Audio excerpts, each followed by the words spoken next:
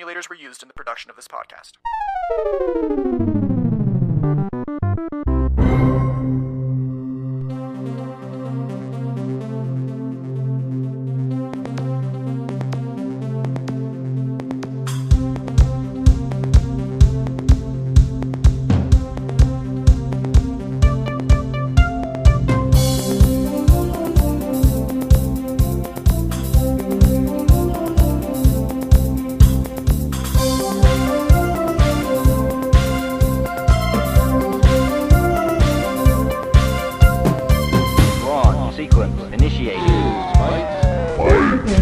You want more? Excellent. Ready, set, go! Where did you learn to podcast? That good? That's awesome, sweetie. Thank you. Take two. This is the Atari Jaguar Game by Game podcast, the show where we take a good long look at Atari's last home video game console and its library, one game at a time. Whether you think the full Jaguar stack looks cool or looks like a 21st century commode, I'm glad you're here. Welcome. I am Shinto, your host and purveyor of long load times, and in this episode we examine the JaguarCD and the Virtual Light Machine, and one of the pack-ins. And hey, why not the MemoryTrack as well? Part numbers J8800, J8901, and J8911. Let's spin it up and hope to heck this thing still works.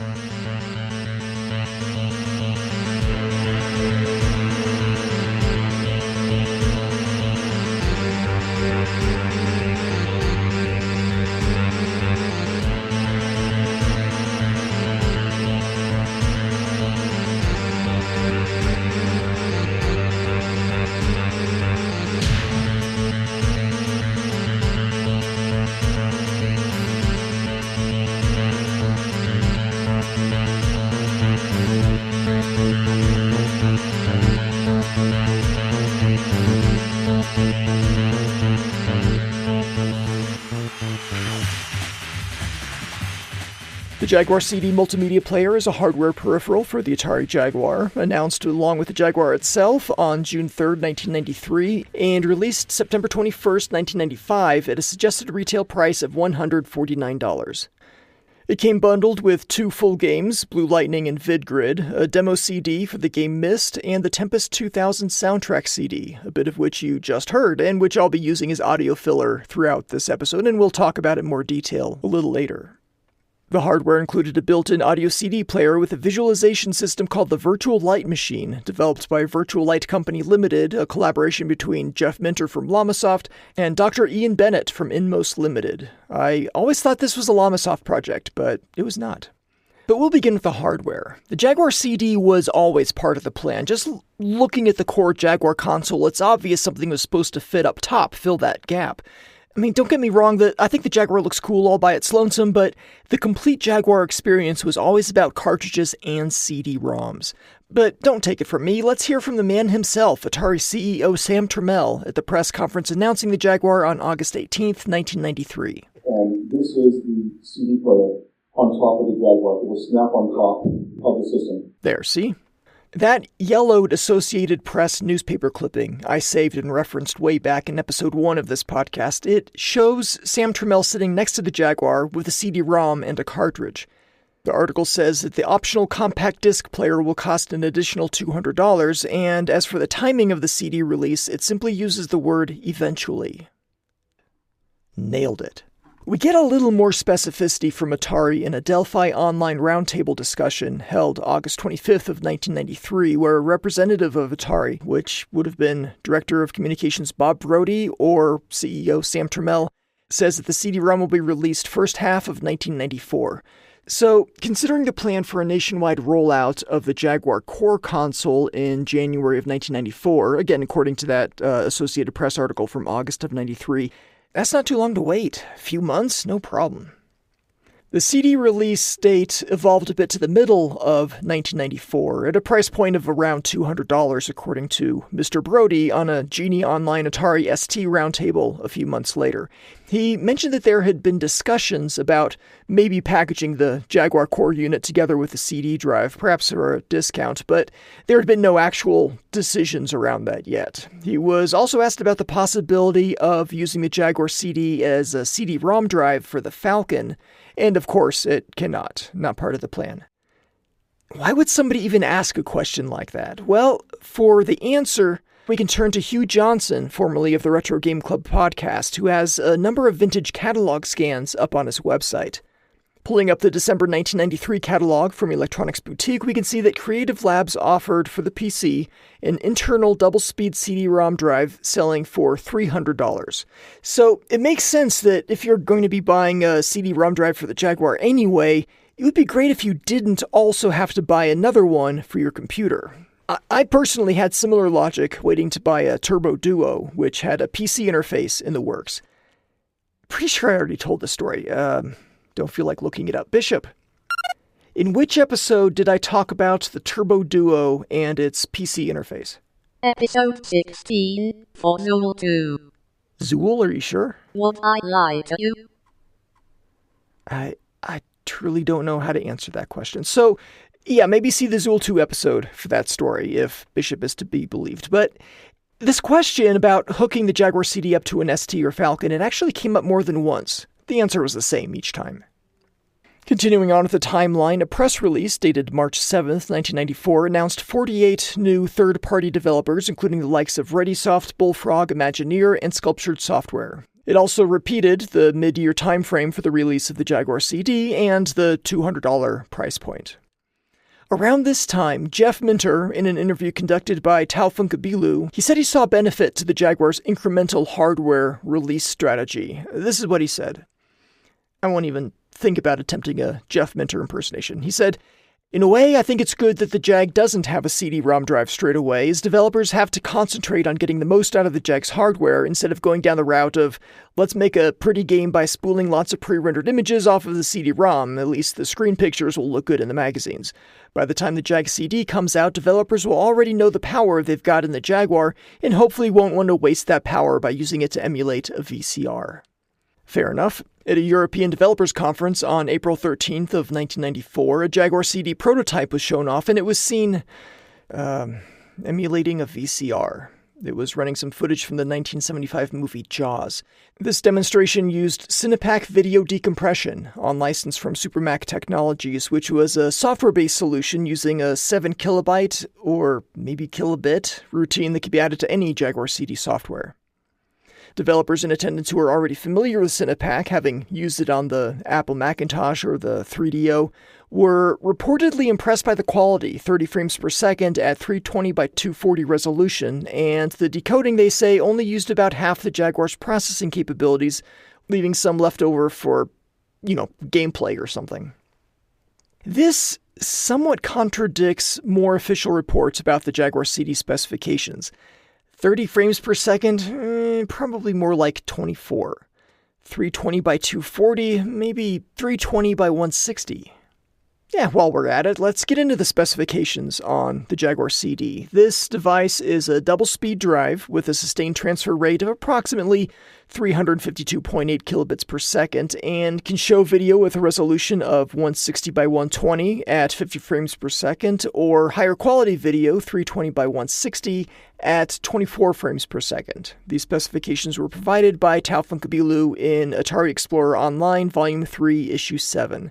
And by way of comparison, also offered up by Tal Funkabilu, the 3DO can only do the lower quality video at the lower frame rate, 160 by 120 at 24 frames per second.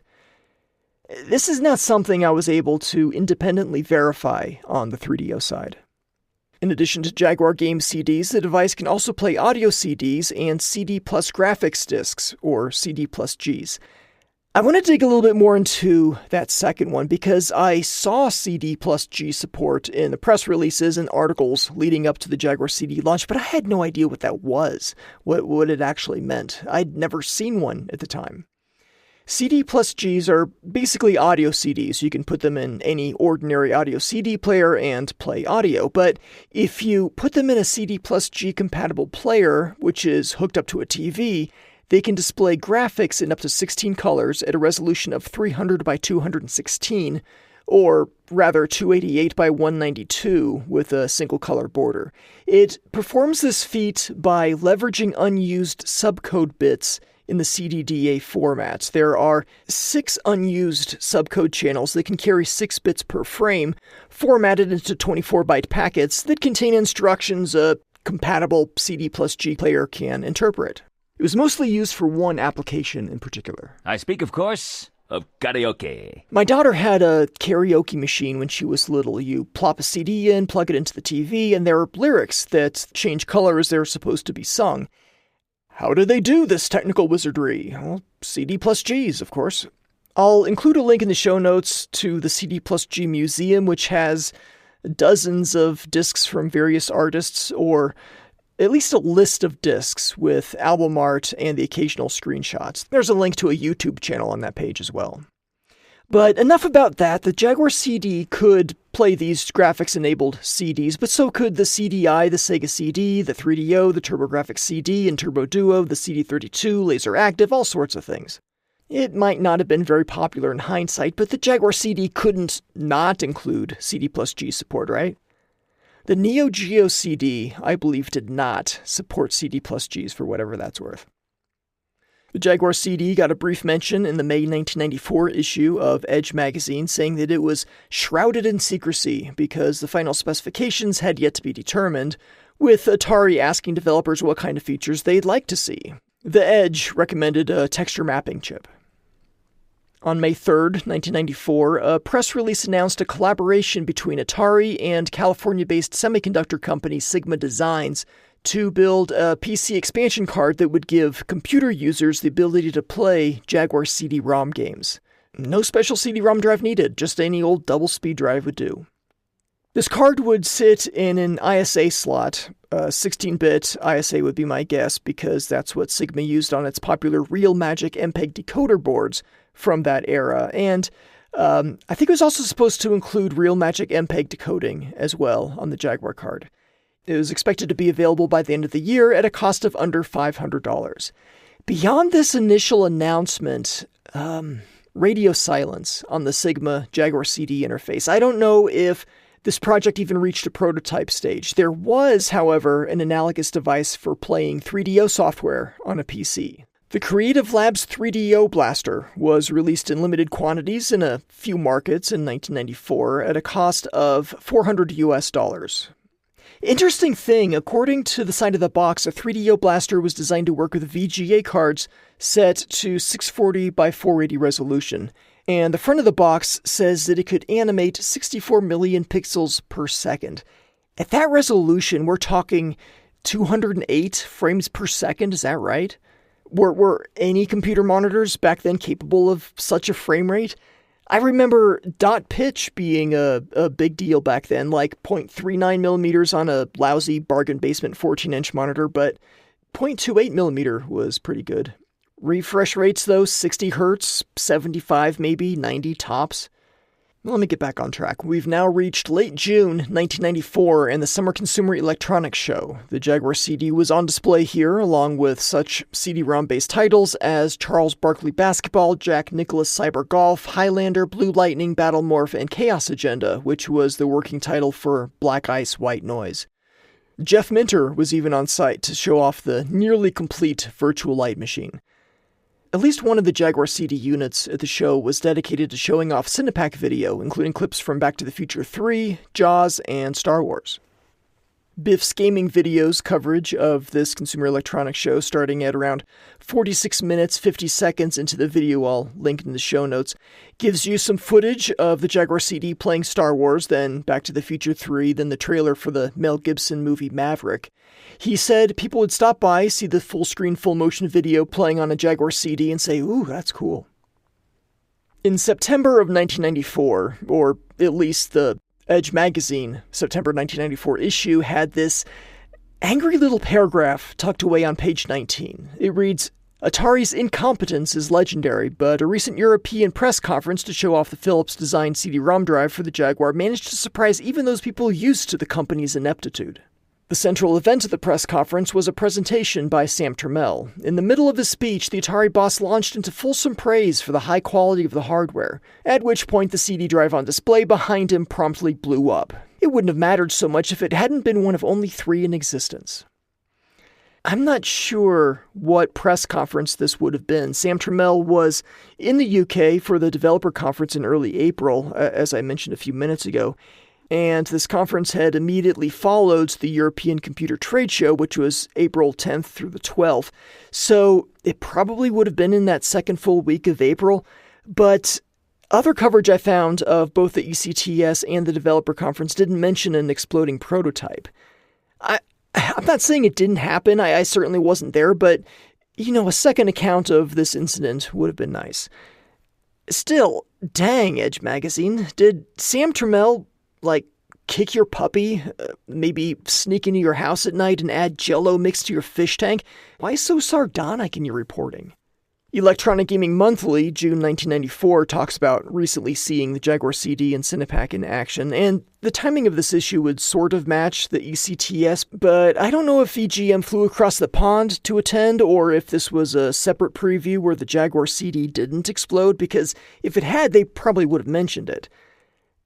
Again, I'm not saying the exploding drive thing didn't happen, but I would have loved to have found a corroborating account so that I can tell if it's an honest report or if it involves hyperbole. I mean, if the CD abruptly stopped working, one might say it exploded, if they had an axe to grind. Elsewhere, in that September 94 issue of Edge, in their coverage about the Summer Consumer Electronics Show, they wrote this about the Jaguar CD. For $200, you too can buy Atari's vision of what a 21st century commode might look like.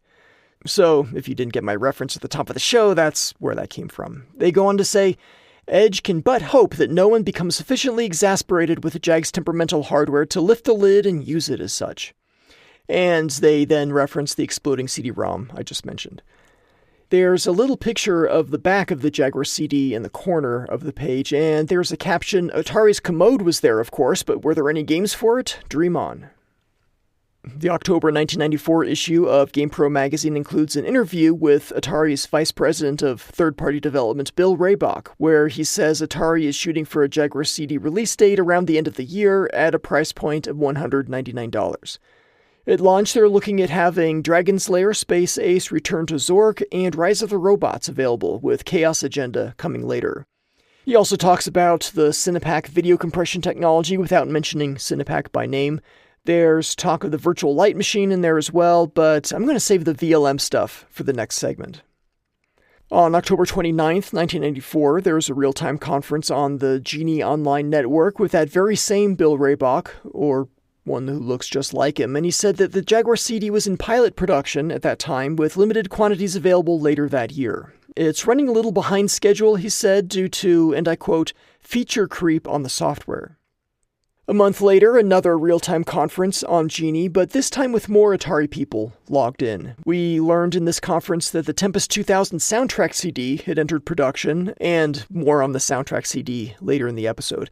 At this point, no pack-in title for the Jaguar CD had been announced.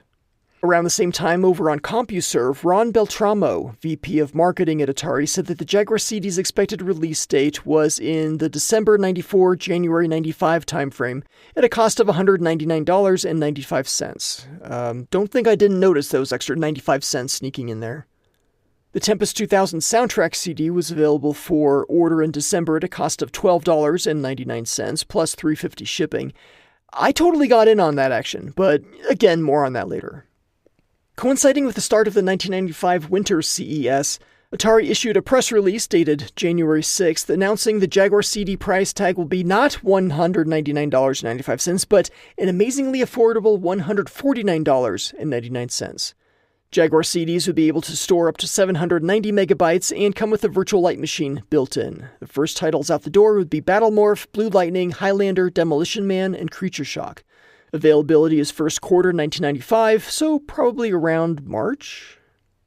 Wait a minute, 790 megabytes? Didn't CDs at the time only store like 650 megabytes? Maybe 700? How could the Jaguar CD do 790? Well, as it turns out, the Jaguar CD format was not quite standard. It achieves this higher capacity by skipping out on error correction in the data sectors, which treated data sectors like audio sectors that use interpolation to conceal errors. So without this error correction, you get the full 2,352 bytes per sector instead of the usual 2,048 bytes per sector for Mode 1 data CDs.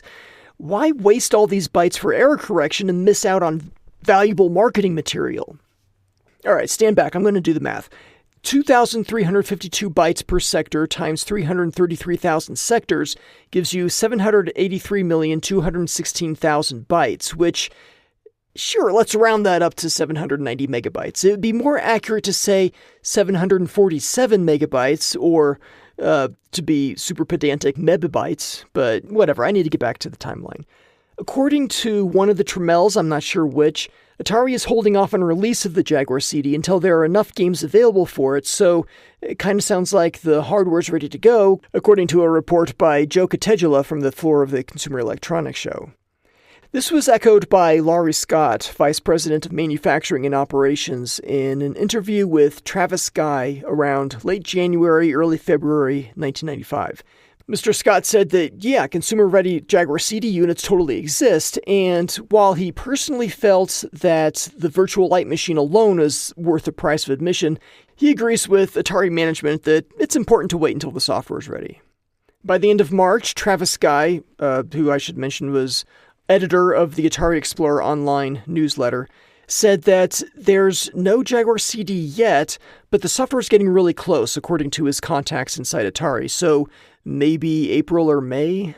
After all, several CD-ROM games were shown off in that month's European Computer Trade Show, 4 of which were playable, including Blue Lightning, F1 Racer, formerly Tex F1, eventually World Tour Racing, Highlander, and Soulstar. Others were non-interactive, just videos basically, including Creature Shock, Defender 2000, Demolition Man, Primal Rage, and Varuna's Forces. But wait, Primal Rage was showing footage of the arcade version. But the Jaguar CD port's going to be just as good, right? Tune in to, episode 57 to find out. 57, that's like 24 episodes from now, if not more, because there's at least one homebrew I'd really like to get in there. Anyway, in the May 1995 issue of Electronic Gaming Monthly, below the talk about the Jaguar 3, they say that the Jaguar CD will cost $149 and come without a game, which would have added $50 to the cost of the package. Apparently, market research suggested people would want to keep the initial costs low and then buy the games themselves. Let me circle back to that Jaguar 3 thing. This is what the enigmatic and highly pseudonymous Quarterman wrote. Atari developers are also working on Pong 2000 and the Jaguar 3, an upgrade from the current Jag, with a double-speed CD-ROM drive that will have some hefty horsepower under the hood for a price tag of around $350. Okay, in real May, not magazine May, the very first Electronic Entertainment Expo, or E3, was held at the Los Angeles Convention Center. August was the new launch date for the Jaguar CD, according to a press release dated May 11th, 1995. CD-based games on display at the Atari booth included Battle Morph, Blue Lightning, Brett Hull Hockey, Creature Shock, Dragon's Lair, Highlander, Myst, Primal Rage, Varuna's Forces, and Vidgrid. According to reporter Christian Svensson, Battle Morph was the only game that looked done. Some of the games designated for CD-ROM release were actually running off of cartridge EPROMs at this point. Elsewhere, behind closed doors, Caves of Fear was demonstrated. This is a game film interactive movie. I've kind of been thinking about maybe doing a special episode on game film at some point, so I'll hold off on digging into this more right now. Edge magazine interviewed Atari CEO Sam Tramiel for their July 1995 issue. I guess they got over that whole Jello in the fish tank thing. And Mr. Tramiel reiterated that the cause of the Jaguar CD unit's repeated delays was so that they could get the software right. He was asked if the Jaguar CD should have been available right from the start, from the launch of the Jaguar, and he said no, to keep the costs down. See, it would have been just too expensive up front, so release the console at a lower price and then offer the CD later to those who wanted that capability. It's like the Commodore 64 and floppy drive. Release the computer, then release the floppy drives when available. Ultimately, Mr. Trammell hoped that around half of Jaguar owners would want to get this CD upgrade. Eventually, an integrated unit would be released, he said, but cartridge-based games would continue to be produced. This brings us to June 20th, 1995, at the day-long event Atari organized for the gaming press called Fun and Games. The morning that day was dedicated to cartridge games and a 20-minute talk about how, yes, the Jaguar was actually a 64-bit console. After taking a lunch break, which included round table pizza and beer for those over the drinking age, Atari showed off the Jaguar CD. They announced the Jaguar CD retail package would include full games Blue Lightning and VidGrid, plus a copy of the Tempest 2000 CD. Additionally, Creature Shock, Dragon's Lair, Highlander 1, and Myst would be available at launch, with Baldi's, Battle Morph, Demolition Man, Hoverstrike Unconquered Lands, Robinson's Requiem, Soulstar, and Space Ace, coming a month or two later. Atari showed Highlander, not a playable version, but a VHS recording of the game. Equally unplayable were full-motion video clips from Commander Blood, Nerf Max Force, and Varuna's Forces. Demolition Man was still kind of early, Baldi's, Myst, and VidGrid were complete, and Black Ice, White Noise, formerly Chaos Agenda, was early but impressive. Everybody in attendance got to take home a copy of Blue Lightning for free. Another European computer trade show took place in mid-September, with Atari pushing the CD-ROM less than they did the previous ECTS. Late the following week, Atari announced the Jaguar CD was now available. The next month, in August, Atari held... No, wait, the Jaguar CD is out? It's out? I can finally drive to Walden Software and buy one? Oh yeah. I'll be right back.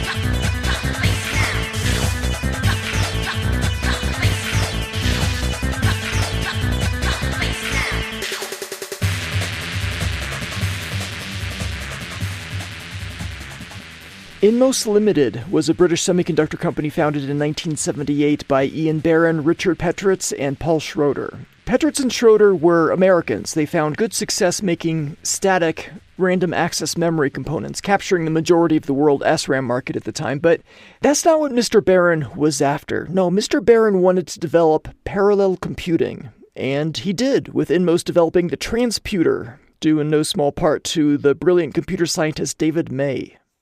Transputer technology was used in the highly unsuccessful Atari ATW-800 workstation, which I mentioned back in episode 1 of the podcast, because if you remember, the ATW-800 included the Blossom video card, which Richard Miller worked on, the same Richard Miller who became vice president of technology at Atari, where he worked on the Panther and eventually the Jaguar. It's all coming together.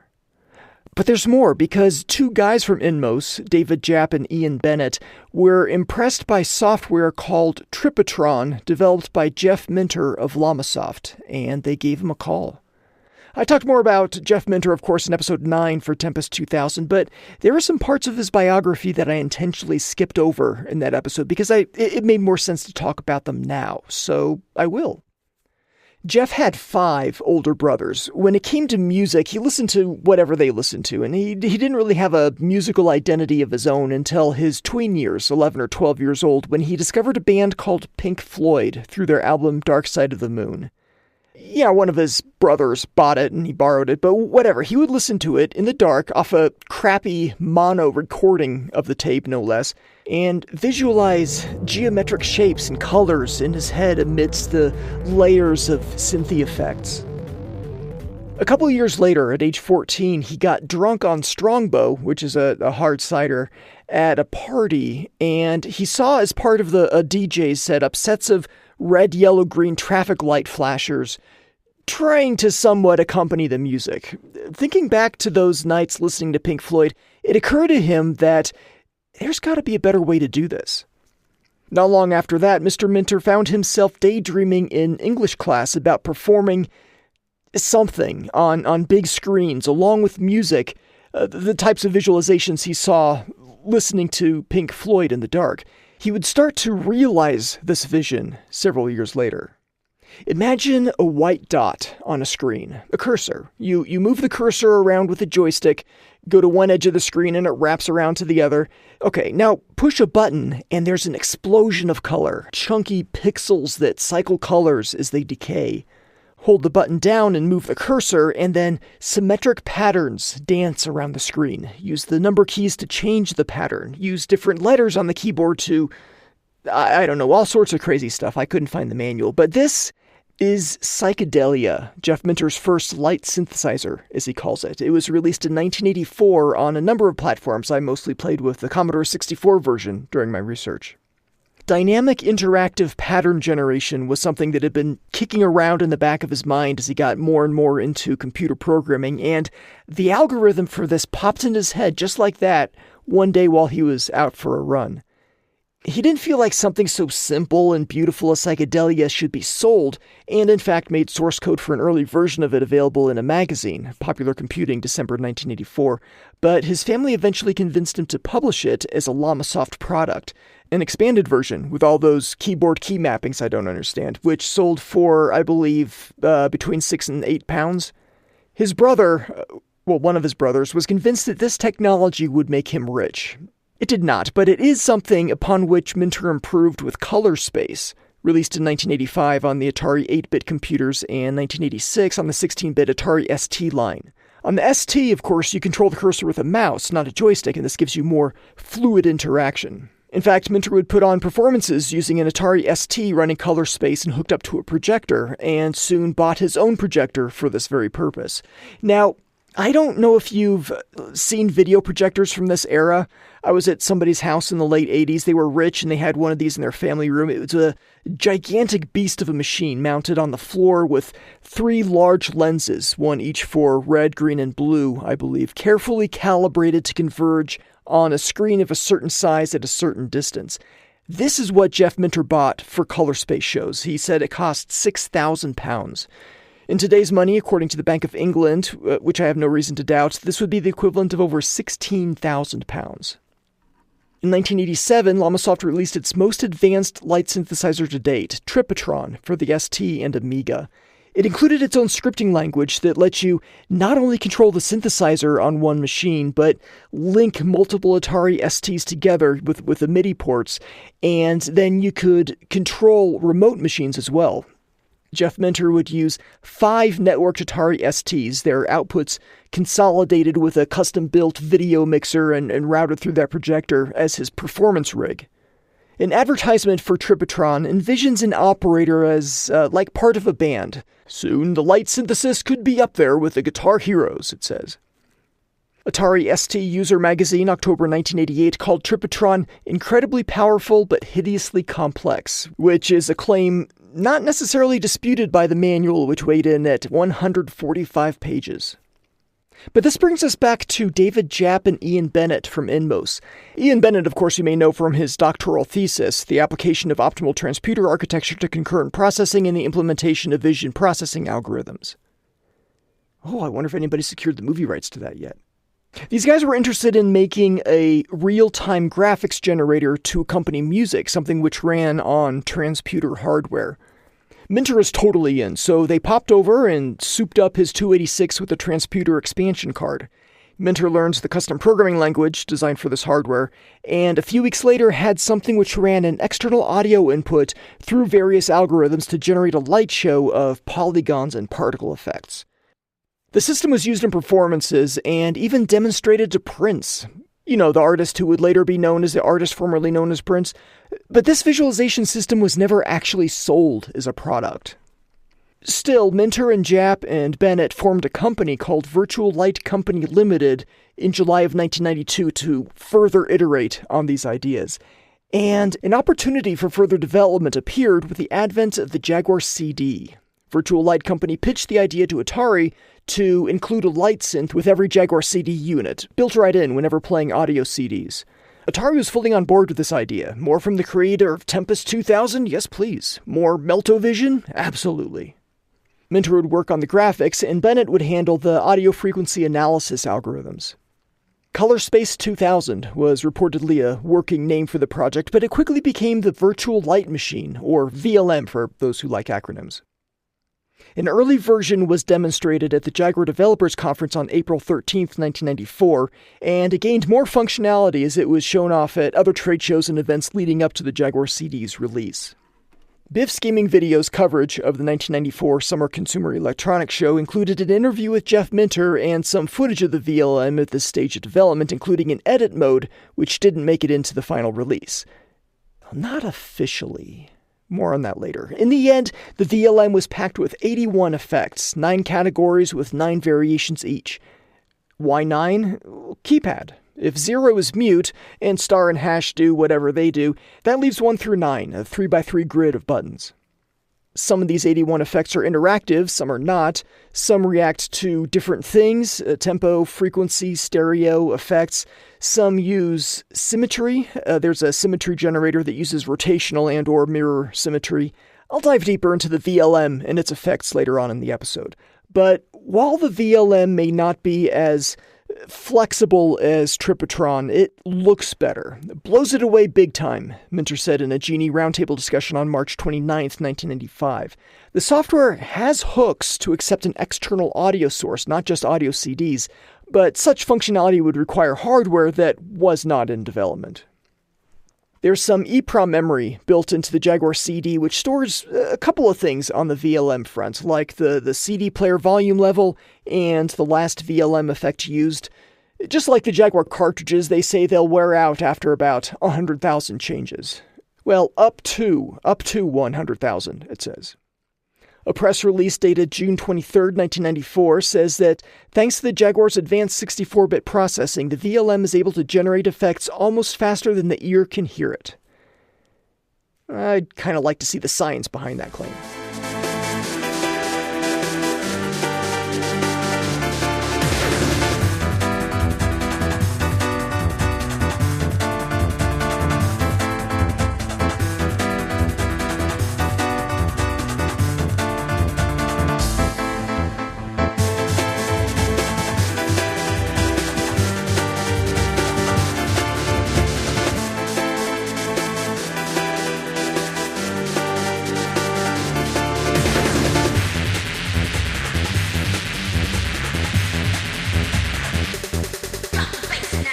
I know I just mentioned it, but let's circle back to the 1994 Summer Consumer Electronics Show in Chicago.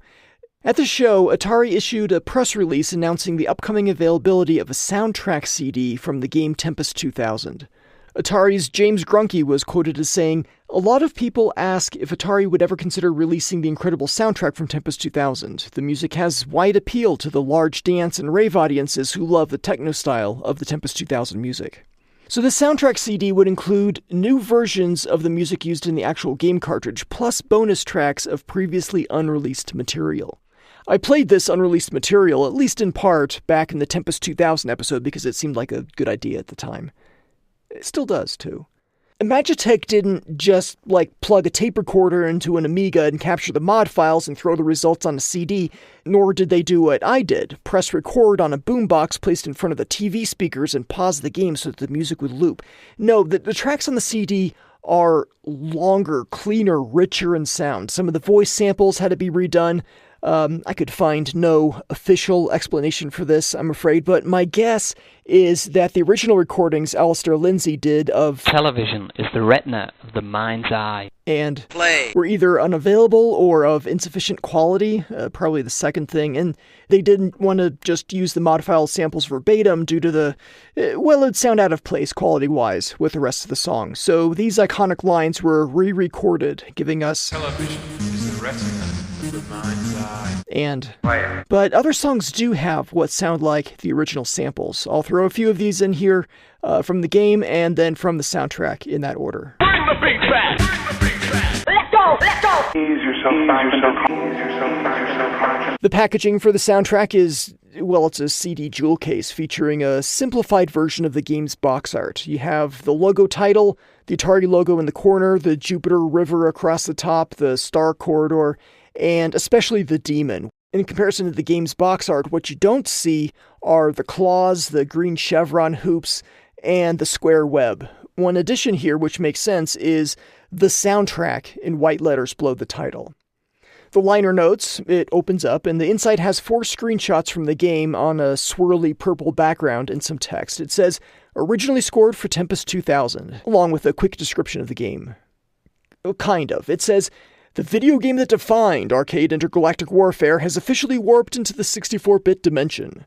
Tempest 2000 utilizes all the monster power of the Jaguar, that's in all caps, harboring unbridled 3D polygons, particle displays, meltovision graphics, and a screaming techno-rave soundtrack, plus 4 all-new high-velocity modes of blistering gameplay. Lots of adjectives in there. Monster, unbridled, screaming, high-velocity, blistering. Anyway, these 4 high-velocity modes of blistering gameplay are listed out on the right side, along with a couple of review quotes. I'll go ahead and read these because they're short. Glenn Rubenstein from the San Francisco Examiner says, in my opinion, Tempest 2000 beats Tetris as the most addictive game ever. And Die Hard Game Fan says, it's engulfing, it's entertaining, and it sounds freaking amazing as it rocks and talks. All this is housed in a cartridge.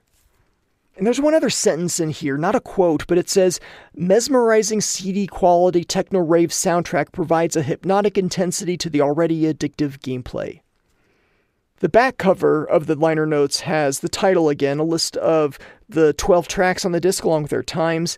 The text, originally scored for Tempest 2000 on the Atari Jaguar 64-bit interactive multimedia system. Jaguar 64-bit is in all caps. Yes, even the number. Atari logo, Jaguar logo, and then some fine print, which includes, buried in the middle, no llamas were mistreated or injured during the making of this compact disc. Nice. Pays to read the fine print. The compact disc itself is black with red, and it has a track list with the times, the Jaguar slash marks, red fading to transparent. The songs range from 3 minutes 59 seconds to 7 minutes 52 seconds in length. 2 songs are in that 7-minute range, Ease Yourself and the last one, 2000 Dub, which is my favorite on the disc. My least favorite, and I'm pretty sure I mentioned this back in the Tempest 2000 episode, is Ultra Yak, because it's not nearly as punchy as the in-game version.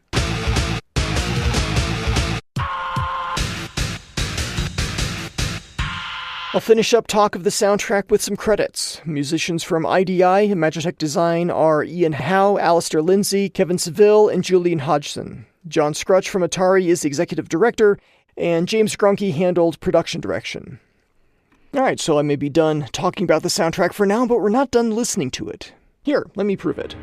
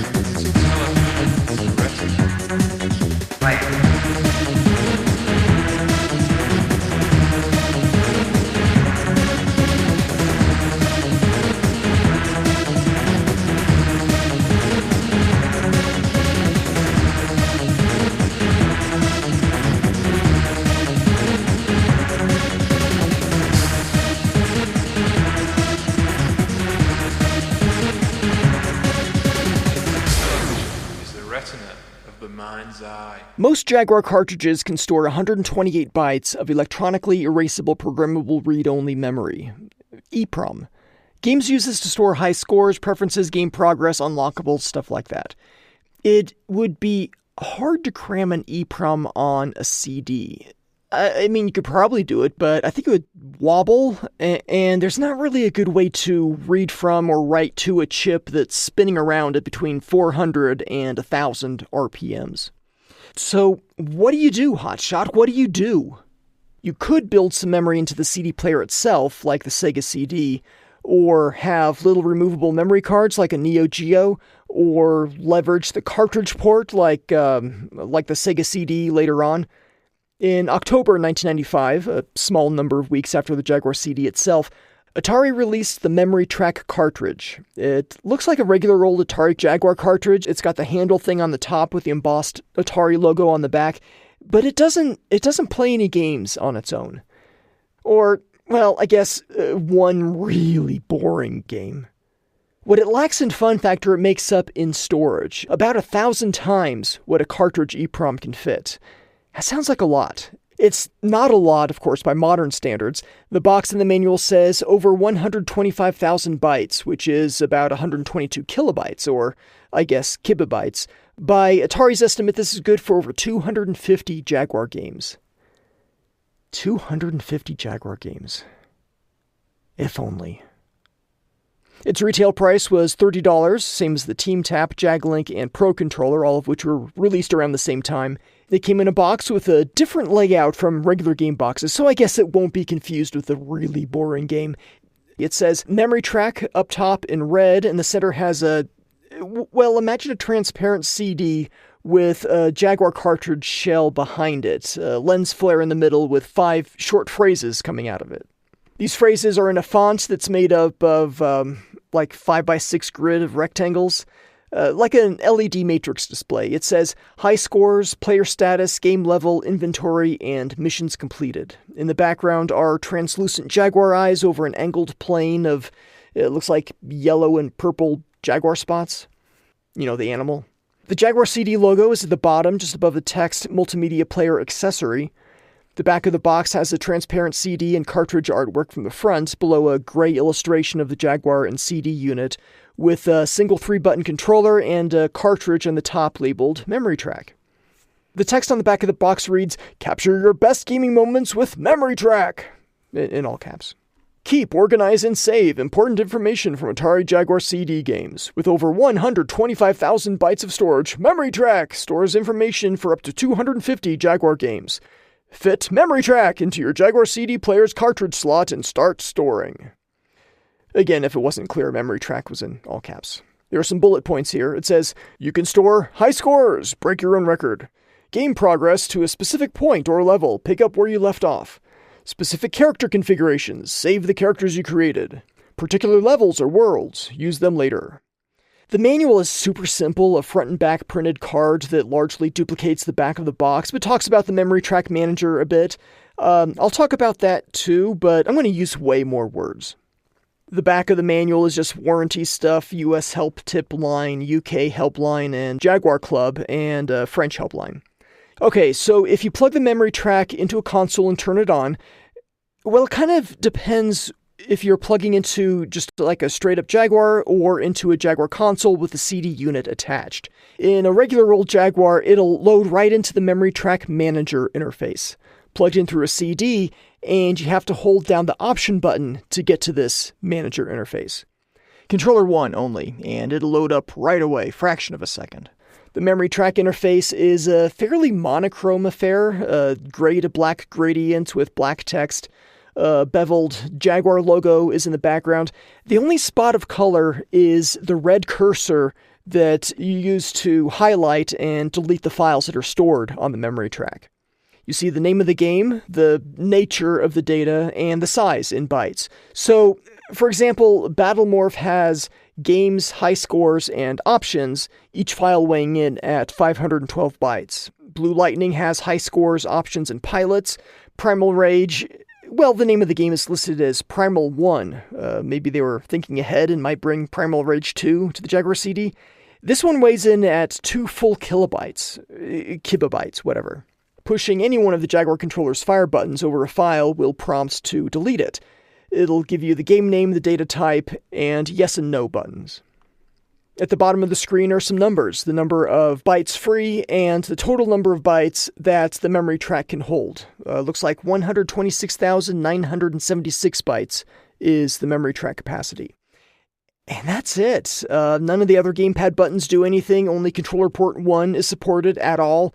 And in order to get out of the MemoryTrack interface, you do the *# reset sequence. If you do this on a full-stack Jaguar with CD, it'll load up the CD on reboot. Unless you're still holding down Option. Stop holding down Option. As I said, the MemoryTrack interface makes for a really boring game. I mean, all you can do is delete stuff, and if you delete everything, do you win? Well, I guess if your goal is to anger whoever created those save files, then yeah, maybe you do win. You jerk.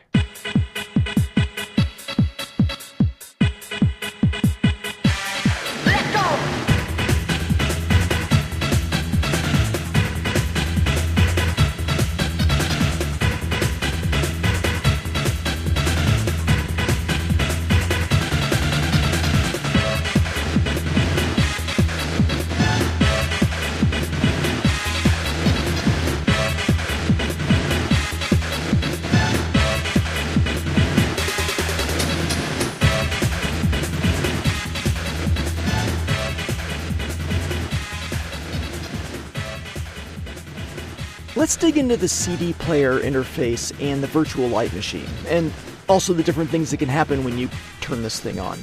The Jaguar CD uses the same type of power adapter as the Jaguar itself. They're totally interchangeable, but you do need to provide power to both components. The plugs are on the same side, the left side as you're looking at the back of the Jaguar, which helps keep the cables a bit tidier, I guess. So for me, what I do is I have a dedicated power bar for the Jaguar. It's one of those basic 6-port power strips with the plugs aligned in a way that one bulky power adapter will block off 3 plugs easy. So the power strip will comfortably fit both of these Jaguar adapters and nothing else. If you have power to the CD unit but not the Jaguar console, nothing's going to happen when you push the power button. The other way around, if there's power going to the console but not the CD attachment, you'll see a picture on the TV of the back of the Jaguar Plus CD with an arrow pointing at the power port on the CD. And I thought that was kind of neat. It's a good visual. The error state you're most likely to see working with your Jaguar CD on a regular basis is a disc with a flashing purple question mark. What causes this? Well, many things. Maybe there's no CD in there. Maybe the CD can't be read for some reason, like damage causing a problem with the table of contents, the RSA block. Maybe there's a bad segment hash, or maybe just a good old-fashioned timeout trying to read a checksum. Maybe it's a game that's missing the Atari header of the hash track. Maybe it's a multi-session CD, which is a game with music tracks on there as well, but the data track isn't encrypted. There are built-in retries to reread the disk, and if the retries fail, then you'll see this flashing question mark as well. If you're trying to load a cartridge with no CD and you see the flashing question mark, try detaching the CD unit from the stack and try the cartridge directly. I have a feeling the cartridge will red screen on you. My copy of Ultra Vortec did this to me while I was testing. I tried to think of all the ways that you might try to interact with a Jaguar and a Jaguar CD using a cartridge, game CD, audio CD, and how the Jaguar would handle these different combinations. So here's what I came up with in addition to how the Jaguar behaves in each scenario. If you turn on the Jaguar with no game cart or CD, you'll get the flashing question mark thing I just mentioned.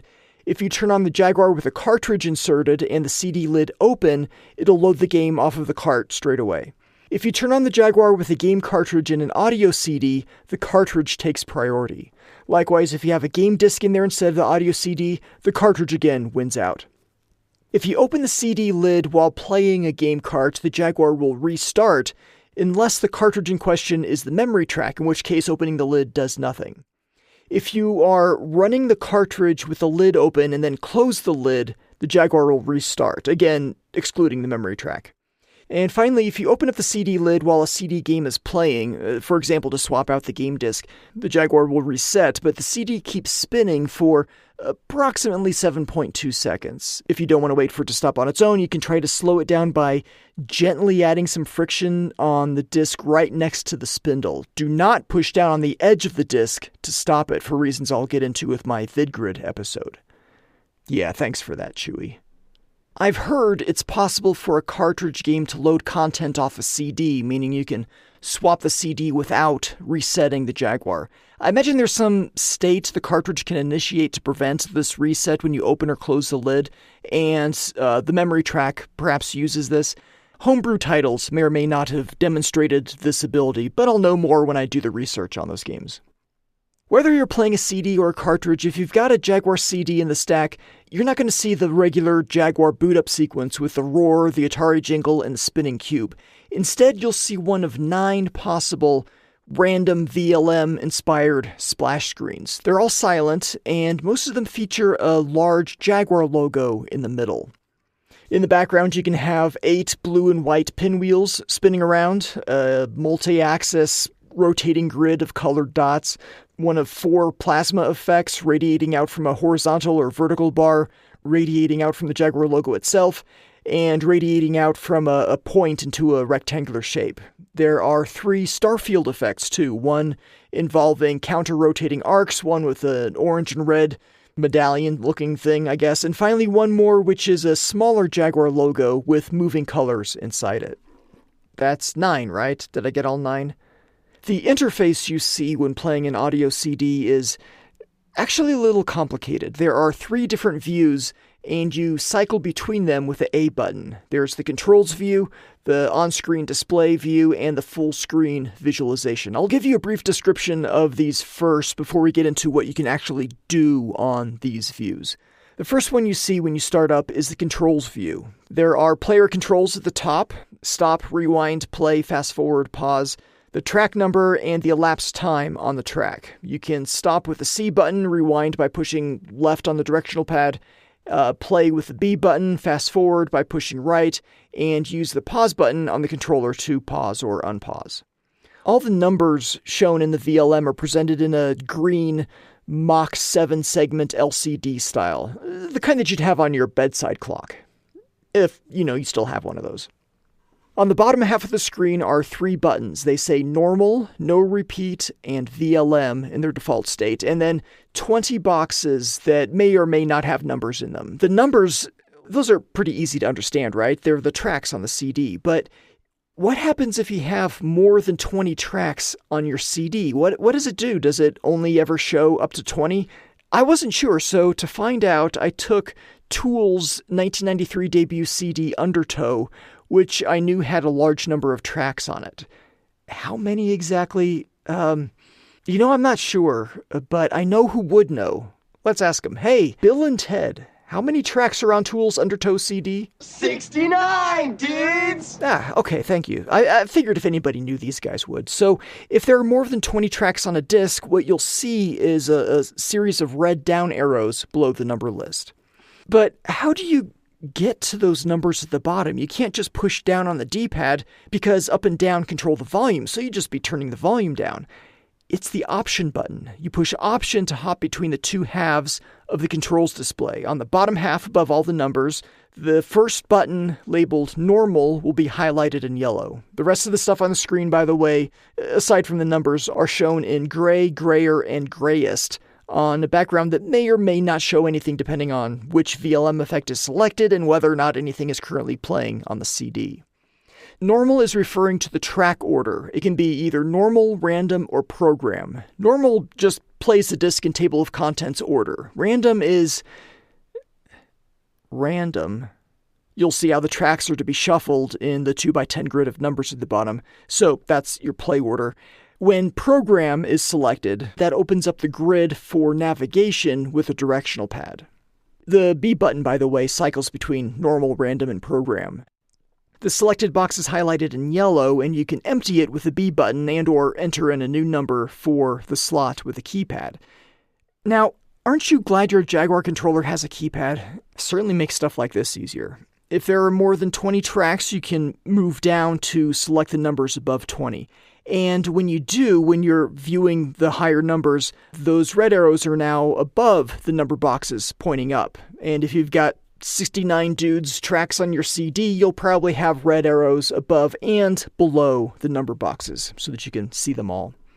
The next control button on this lower half can be No Repeat, that's the default, Repeat Disc, and Repeat Track. It's a 3-way toggle, and pretty self-explanatory. The final control button can be VLM, VLMR, or CD plus G. VLMR switches to a different random effect approximately every 20 seconds. I say random. It's not super random, but it tends to stick to a certain bank before moving on to another bank. That way, I guess you don't have jarring effects changes 3 times per minute. So it could sit around with the 1s for a while, then maybe move over to the 7s and hang out there for a bit, and then perhaps take the 4s for a spin. And when I say 20 seconds, be aware that it could be multiples of 20 seconds because it could randomly select the same effect it randomly selected the last time it made its random selection. I don't think I've ever seen the same effect for more than 40 seconds, but I admit I haven't studied it for too long. So it'll hop around within a single bank for about 5 minutes, so up to 15 changes, but more realistically 12 or 13 because of that re-random selection thing, before moving on to a different bank. Remember, there are 9 of each, 9 banks, 9 effects per bank. You can think of this as worlds and levels, like Super Mario Bros. 6-4 is World 6 Level 4, where the worlds are somewhat related maybe, and the levels are different variations. Maybe I should go with Scrapyard Dog on the 7800 instead. Worlds and levels there. So, worlds and levels, banks and effects, same thing. CD plus G mode here is how you activate CD plus G functionality. Select CD plus G, then press Option to switch focus back to the audio controls at the top, and hit B to play. The track number list and the repeat random program functions, they all work with CD plus Gs the same way they do regular old audio CDs. There's no VLM, of course, when the CD plus G is doing its plus G thing. Okay, let's hit the A button and the controls go away. Remember, this is a 3-way interface toggle, and this leaves us with whatever the VLM is displaying, if there's music playing to activate it, along with some on-screen display elements. These elements are numbers, again like 7-segment LCD numbers in appearance, but blue rather than the prior green, and with a bit of read, modify, write action going on, that feature in the Jaguar's CRY color space that enables transparency, or rather translucency, to the numbers here. There are 3 sets of numbers. In the bottom left corner are the VLM bank and effect numbers 1-1 through 9-9. Toward the right, you'll find the track number, and all the way in the bottom right corner is the time elapsed in that track. If the disc playback has stopped, the corner will show the total number of tracks and the total audio duration on the disc. The option button on this screen again toggles between 2 different control sets. You can either control the CD or you can control the VLM. You'll know which one is active due to a watermark style logo that appears briefly in the bottom right corner right above the time. If it's a right side up stylized VLM, red, green, blue, then you're interacting with the VLM. If the text is upside down and reversed, blue, green, red, then you're interacting with the CD, where up and down controls the volume, left and right will rewind and fast forward, C stops playback, B starts it, and the numbers on the keypad skip to a certain track. In right side up VLM mode, the keypad will not change tracks, but enter the VLM bank effect numbers, or major, minor, or world level, or however you want to look at it. You typically enter 2 numbers, bank then effect, but if you only enter 1 number and you taunt your Jaguar by yelling, "I only entered 1 number, what are you going to do about it, tough guy?" If you do that, yelling optional I guess, then it'll interpret that as the effect number and switch to that effect within the current bank. The C button causes the screen to flash, and the B button and directional pad let you interact with certain VLM effects. Some of the effects are interactive, some aren't, and I'll get into that very soon, worry not. Finally, the third viewing mode, remember you're using the A button to cycle between these 3 modes. This third one is full screen. It's just like the last one I described, but there's no track number, track timer, or VLM effect number at the bottom of the screen. Everything else, the rest of the behavior, just the same as the previous mode.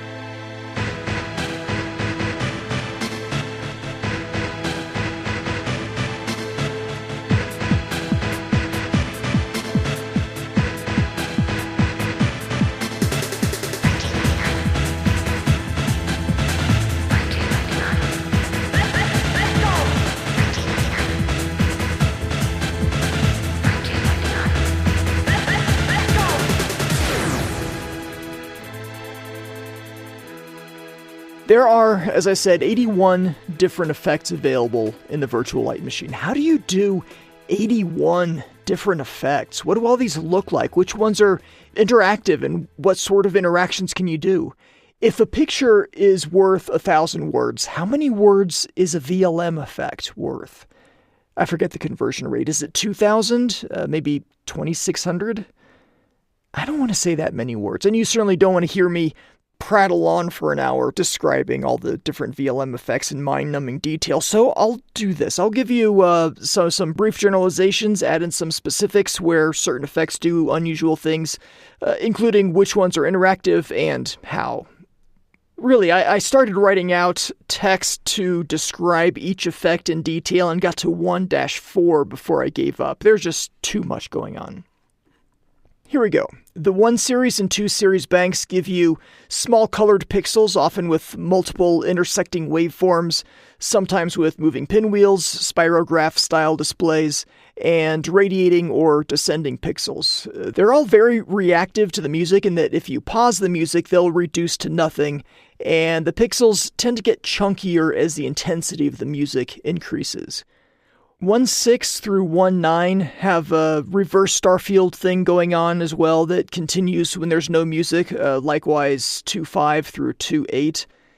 2.1 and 2.5 have giant gross shaded chevrons, and 2.6 has this cool flexible fabric of color cycling pixels at the bottom. This split into 4 sections in 2.7 and 6 sections in 2.8. You always see movement and color cycling from these even when there's no music, but of course they tend to get a lot more interesting with music.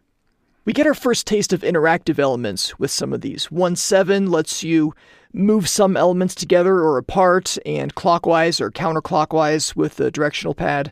1.8 and 1.9 give you a set of ovals that you can conjure and explode with the B button and move around with the directional pad. 2.1 gives you some movable circles when you hold B. 2.2 through 2.6 kind of do the same thing but with pinwheels, and 2.9 uses streamers instead. The 3s mostly involve plasma effects, except for 3.1 with its flashy, spinny, gross shaded chevrons. These plasma effects in 3.2 through 3.6 are always running and visible and cycling, but radiate out depending on the intensity of the music. The others, 3.8 through 3.9, kind of feel like a Sherwin-Williams exploded in your face. Sherwin-Williams is a paint store. They sell paint. They have well over 4,000 locations around the world, and you'll see all of them explode in time with your music in these upper 3 banks. The 4s and 5s lean heavily into the Meltovision effects. Well, they get there, and we'll get another visit from the Interactive Fairy as well. 4.1 is a tunnel of spinning color cycling squares. 4.2 has melting trails from spinning colored dots that occasionally go wild and floods the screen with spinning colored splotches. 4.3, when you activate 4.3, you see a springy stack of plasma squares. You can change the distance between the individual squares with the directional pad left and right. That's without any music going on. Music will cycle the plasma more aggressively and fill out a bouncy background of color cycling polygons.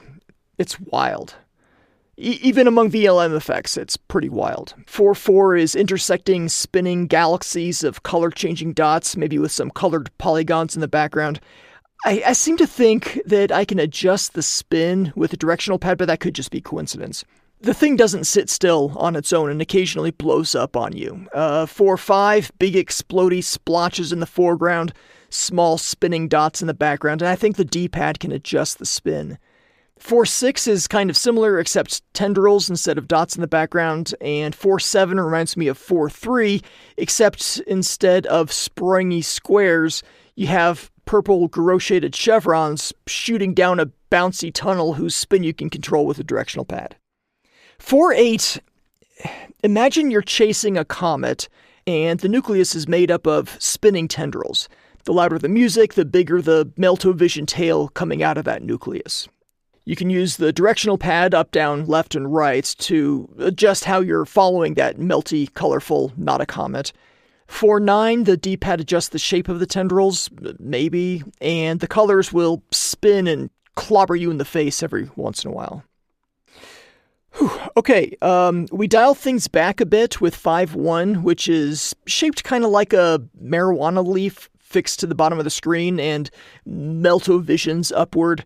5.2 is just the same, except the arcs that make up the leaf-looking thing in 5.1 now move around. You get a nice colorful kaleidoscope in 5.3, and a melty, distorting hole behind a 5-pointed star in 5.4. You can spin that hole around with left and right on the directional pad. 5.5 I really like. There's a symmetrical waveform at the top and bottom of the screen, moving down to the center where it fades away. The colors are great. If in doubt, go with 5.5. 5.6 really reminds me of a Jeff Minter-style bonus level. There's a cross in the middle, cycling colored pixels melting off of its axes. The directional pad controls which, direction the melting pixels melt away. 5.7 is similar, except it's one axis, horizontal, and the melting seems more melty. You can only control the left and right movement here with the directional pad. 5.8 puts that horizontal bar across the bottom of the screen instead of the middle, so you get a lot more height when the waveform melts off. Again, left and right on the D-pad will shift the melting direction. 5.9, the horizontal bar is at the top of the screen and symmetrical. It's like a waterfall. We get back to smaller pixels in the 6s. In 6.1, we have 4 clusters of pixels dragging color-changing streamers of smaller pixels behind them. When the music is loud enough, 2 fountains of chunkier color-changing pixels erupt in the center, and you can move these 2 fountains together or apart or up higher on the screen with the directional pad. 6.2 is similar, except there are 2 infinity symbol-looking streamer sources moving around with bigger middle fountains when stuff gets loud. And rather than moving the base of the fountains around with the directional pad, you can move the direction they're facing, and I think control the height somewhat. 6.3 gives you a pair of counter-rotating pinwheels that you can move around with the directional pad, in and out, up and down. And the loud fountain is kind of circular, a bit like a yak's head, perhaps. 6.4 doesn't seem to be interactive. There's so many sources of explodey pixels, some small, some chunky, I don't know. It defies explanation. And I think my descriptions may be getting longer and longer as I go. So I'll move on to 6.5, which is, well, imagine 2 waveforms in the middle with 2 sets of exploding speakers on the sides that move left and right, like dots coming out of the speakers. And I think that's close.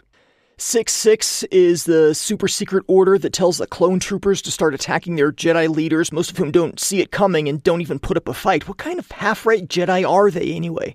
Except for one guy, kind of looks like an old version of Grogu. Anyway, 6.6 has... I'm joking, don't write in. 6.6 has 4 spinning waveforms and other spinning sparklers moving all over. 6.7 has all the loud fountains, and 6.8 is kind of like 6.2 except giant pinwheels instead of infinity symbol streamers, and loud fountains at the base of a whirlpool. And 6.9 is like 6.8 times 2. 7.1 gives you a couple pixel fountains in the middle that you can move together or apart with a directional pad, and around them swirl a symmetrical pair of, well, they look to my eyes like iterated functions, IFS fractals. 7.2 has a couple fountains in the middle that spew up and down, whose trails warp around. Meanwhile, 2 clouds of pixels move around the screen, leaving trails in their wake. 7.3 is kind of like a double 7.2, maybe quadruple. 7.4 takes those IFS fractals from 7.1 and gives you 4 of them. 7.5, many pixel sources swirling around, trails moving upwards, the louder the music, the chunkier the pixels. 7.6, call it a 4-way hypnotic kaleidoscope. 7.7 is kind of like 2 IFS patterns and a few other streamers rapidly ascending, and you can use the directional pad left or right to move the 2 main elements toward or away from each other. Given how elaborate these patterns are, it really changes the look of the effect. 7.8 is a 4-way spiral explosion from the center of the screen that sometimes changes direction, and 7.9, 8 iterated function systems, the same ones repeated 8 times, and also another thing, I don't know, describing these is hard, I don't even know why I'm trying. The early 8s, 8.1 through 8.4, mainly feature spiral elements that you can adjust with the directional pad left or right. 8.5 reminds me of a spirograph. 8.6 I won't even try explaining. 8.7 has a bunch of figure 8s in different colors, 4 different sets of independently cycling colors. 8.8, I'll call it a spirograph whirlpool, whose spin you can adjust with the D-pad. And 8.9 is an energetic mix of, let's say 8.5 and 8.7. Switch over to 9.1 and you're not going to see much of anything, just a star field, like if someone threw the Enterprise into reverse. But push the B button and 2 double-sided pinwheels erupt. They'll fade back to nothingness unless you hit the B button again or just hold it down. While they're visible, you can move them up or down or together or apart with a directional pad. 9.2 is a double 9.1 and 9.3 is double again, just face-on pinwheels instead of edge-on, if that makes any sense. 9.4 gives you like 10 pixel chains in 2 groups, which you can move around. 9.5, we'll call it a double 9.4, and 9.6, double again. Sure. The star field is gone, beginning with 9.4, by the way. 9.7 has a neat pulsing pattern of colored pixel chains in the middle, which don't seem to react much to the music, if at all. Actually, I think that might be true for all the 9s. Very human-controlled, not so much music-powered. 9.8 has some misbehaving stars in the background and 2 sets of 4 pixel wheels you can control. And finally, 9.9 is like 9.8, except all the pixels have decaying trails behind them. Whew, wow, that's a lot of effects. When you change effects, the previous one tends to bleed into the new, and I do see some slowdown on the Jaguar when this happens. And the last little note I have here on VLM effects, for the interactive ones, any movement you induce, like a really fast spin, that's reset when you move to another effect and back. Re-entering the same effect number does nothing. It doesn't reset. In spite of all that, there's more. There are some hidden modes and other behaviors I'd like to talk about. First, as I mentioned earlier, external input mode. There's no external input interface that I know of, but if you were to make one, you could force the JaguarCD into VLM mode without an audio CD inserted. To do this, turn on the Jaguar with no cart, unless it's the MemoryTrack, that one's harmless, and you'll see the flashing question mark. Hold down the A button on controller 1, and while you're holding that down, push the star and hash buttons, also on controller 1, to reset the Jaguar, and it'll kick into VLM mode. I should warn you, though, that the CD will continue trying to do something. Look for disk, maybe. There's a faint clicking sound every 1.8 seconds. I've got to crank up the volume so you can hear it, but here it is. Does this cause mechanical wear? I wouldn't rule it out, so mess around with external input mode at your own risk. There is, I'm going to say it's a bug, but it could be considered an additional feature of dubious utility. Those interactive banks in the VLM where you hold down the B button to activate some swirls or whatever. Yeah, go to one of those, activate the swirls, then release the B button and quickly switch to a non-interactive effect. Got it? So when you switch back to an interactive bank, the swirls will be stuck on. No B button required. You can move them around or whatever, and they'll stay at the same intensity they were when you switched away. If you hit B again, it'll cancel the stuck swirls. Yeah, so as I said, dubious utility, but it's there. 2 more. The first is a secret mode that shows you the spectrum for the playing music and lets you modify the triggers, and it is called Spectrum and Triggers. To access Spectrum and Triggers, you have to be in the VLM mode, the VLM logo is right side up, and have the track number and VLM effect readouts hidden. Remember that 3-way toggle with the A button? Once you do this, on the Jaguar keypad, hold down star, 1, 3, and 0. That'll cause the Spectrum and Triggers menu to load up. You'll see the audio spectrum overlaid on top of the VLM effect. It'll be green, except one section will be red, and a horizontal white line shows you, I'm guessing, the average level. There are 5 triggers, named Trigger 1 through Trigger 5, and as you move between them, the spectrum's red section changes, so it's highlighting a different part of the audio spectrum. A yellow line can also appear, which shows you the peak level encountered, with a slower decay rate than the white line. This yellow line is more narrow and covers the red trigger range below. There are 5 squares in the center of the screen toward the top, and from left to right they correspond to the trigger numbers, and these squares will briefly turn red when that trigger is activated. I think, based off of my observation and testing, that The trigger event occurs when the white line bumps higher than the yellow line's position. There's another horizontal line. This one is blue or dark blue or maybe purple, and this represents the trigger minimum. At the bottom of the screen are some instructions: A to edit, B to edit, or C to go back, taking you out of the Spectrum and Triggers menu. Use the directional pad up or down to highlight the trigger number, and hit B to edit, or A if you're into that sort of thing. I have no idea what that means. The trigger settings menu then appears, and you're given two options. You can set the width or set the trigger minimum. If you choose set width, you can make the red part of the spectrum wider or narrower with up and down on the joypad respectively, and you move the red section left or right with the corresponding joypad directions. Any button will take you back to the trigger settings menu. Set trigger minimum lets you move that blue or dark blue or maybe purple line up and down with the joypad. A button will take you back. Action button, any one of the red ones. Pause and option on the keypad, they do nothing here in Spectrum and Triggers. That's about it as far as I can determine. Hitting C will take you back to standard mode, but hold on, let's not do that just yet because there's more hidden in here. A lot more. With the arrow position next to trigger 1, push up, then down, then up, then down. Just do that a whole bunch of times. It should be 16 up plus down movements in total, and you'll be taken to edit mode. Here you're presented with a new 2-item menu. Edit this effect, and, well, Spectrum and Triggers, which takes you back to the previous one. Choose Edit this effect, and there will be another menu with up to 6 attributes, which will be labeled empty on unused slots.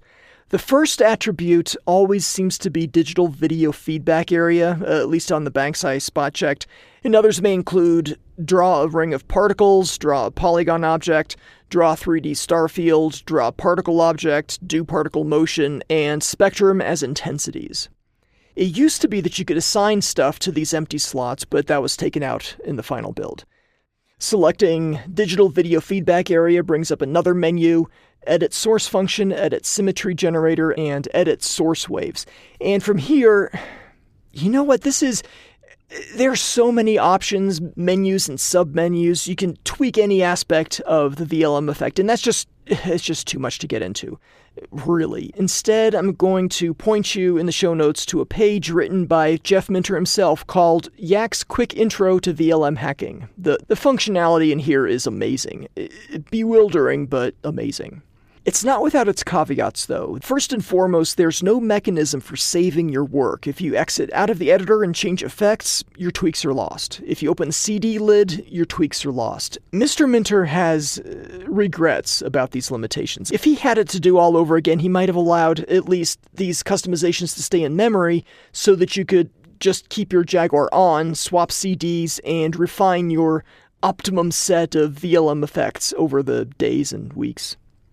Minter also points out that this interface is fairly user-hostile, it has no error checking, and it gives you ample opportunity to bring the VLM to a crawl or crash it outright. I haven't played much with editing effects, I just poked around, tweaked some values, and it's pretty impressive all that went into this. I'm glad it was left in there for us to mess with if we wanted, but I don't see myself revisiting edit mode. Special thanks go out to listener Scott, who pointed me to Minter's write-up on VLM customization. I had not seen this. Let's take a quick music break, and then we'll talk about the packaging and the thing that drives me nuts about the manual.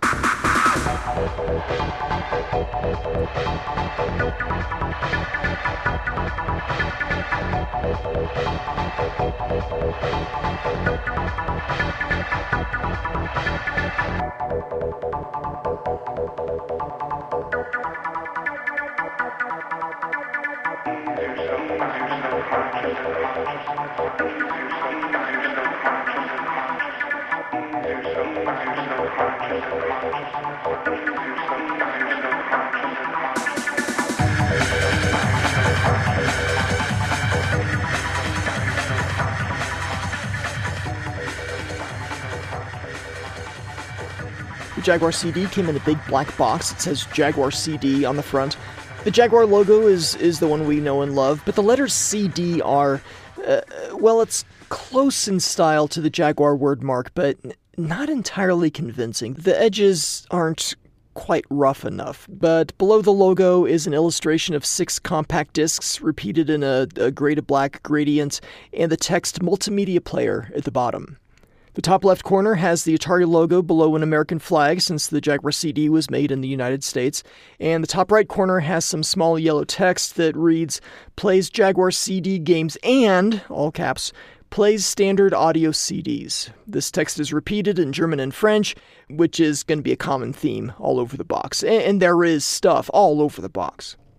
But before we check that out, in the bottom left corner of the front, there's a yellow starburst with the text, "Over $100 in software included free." And around this text we have overlapping pictures of the Tempest 2000 soundtrack, VidGrid, Blue Lightning, and the Mist demo. They're included in the box, but not in this episode, so you'll have to wait for the details on the pack-ins. Well, except for the soundtrack, I did talk about that. Bottom of the box has just the Jaguar logo with a nearly convincing CD below it and the multimedia player text below that. The right side, our right, its left, contains the specifications in 5 bullet points multiplexed across the 3 languages. The bullet points are: double-speed CD-ROM mechanism, 790 megabytes of storage capacity, full-screen, true-color, full-motion video capabilities, plays standard audio CDs and CD plus G discs. Built-in virtual light machine adds a visual dimension to your audio CD collection. In the bottom left corner, there's a red rectangle with white text in French. Crudely translated to English by yours truly, it reads, "For some people, use of this game requires precautions which are detailed in the manual." More or less, that's what it says. I'm intrigued. What special precautions are required by the French? Or presumably people who speak French, like French Canadians and people in Belgium and Switzerland and Monaco and maybe Haiti. We'll get to the manual in a few minutes, but back to the box. This side, the one with the specifications, also contains power supply information, 9 volts, 11 watts, and the polarity. The Atari logo is here too, with the text "Made in the US" of domestic and imported components. Let's look at the left side. Or, maybe we should have started here, it's important.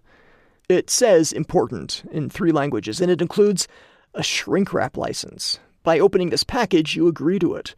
Let's see what's in here. I won't read the whole thing. I already put you through the VLM visualization description, and somehow you're still here, so I'll go easy on you. Just the highlights. You may not copy, reverse engineer, disassemble, modify, or make derivative works of the accessory or parts thereof. Ooh, this is fun. You may terminate this agreement at any time by completely destroying the enclosed accessory.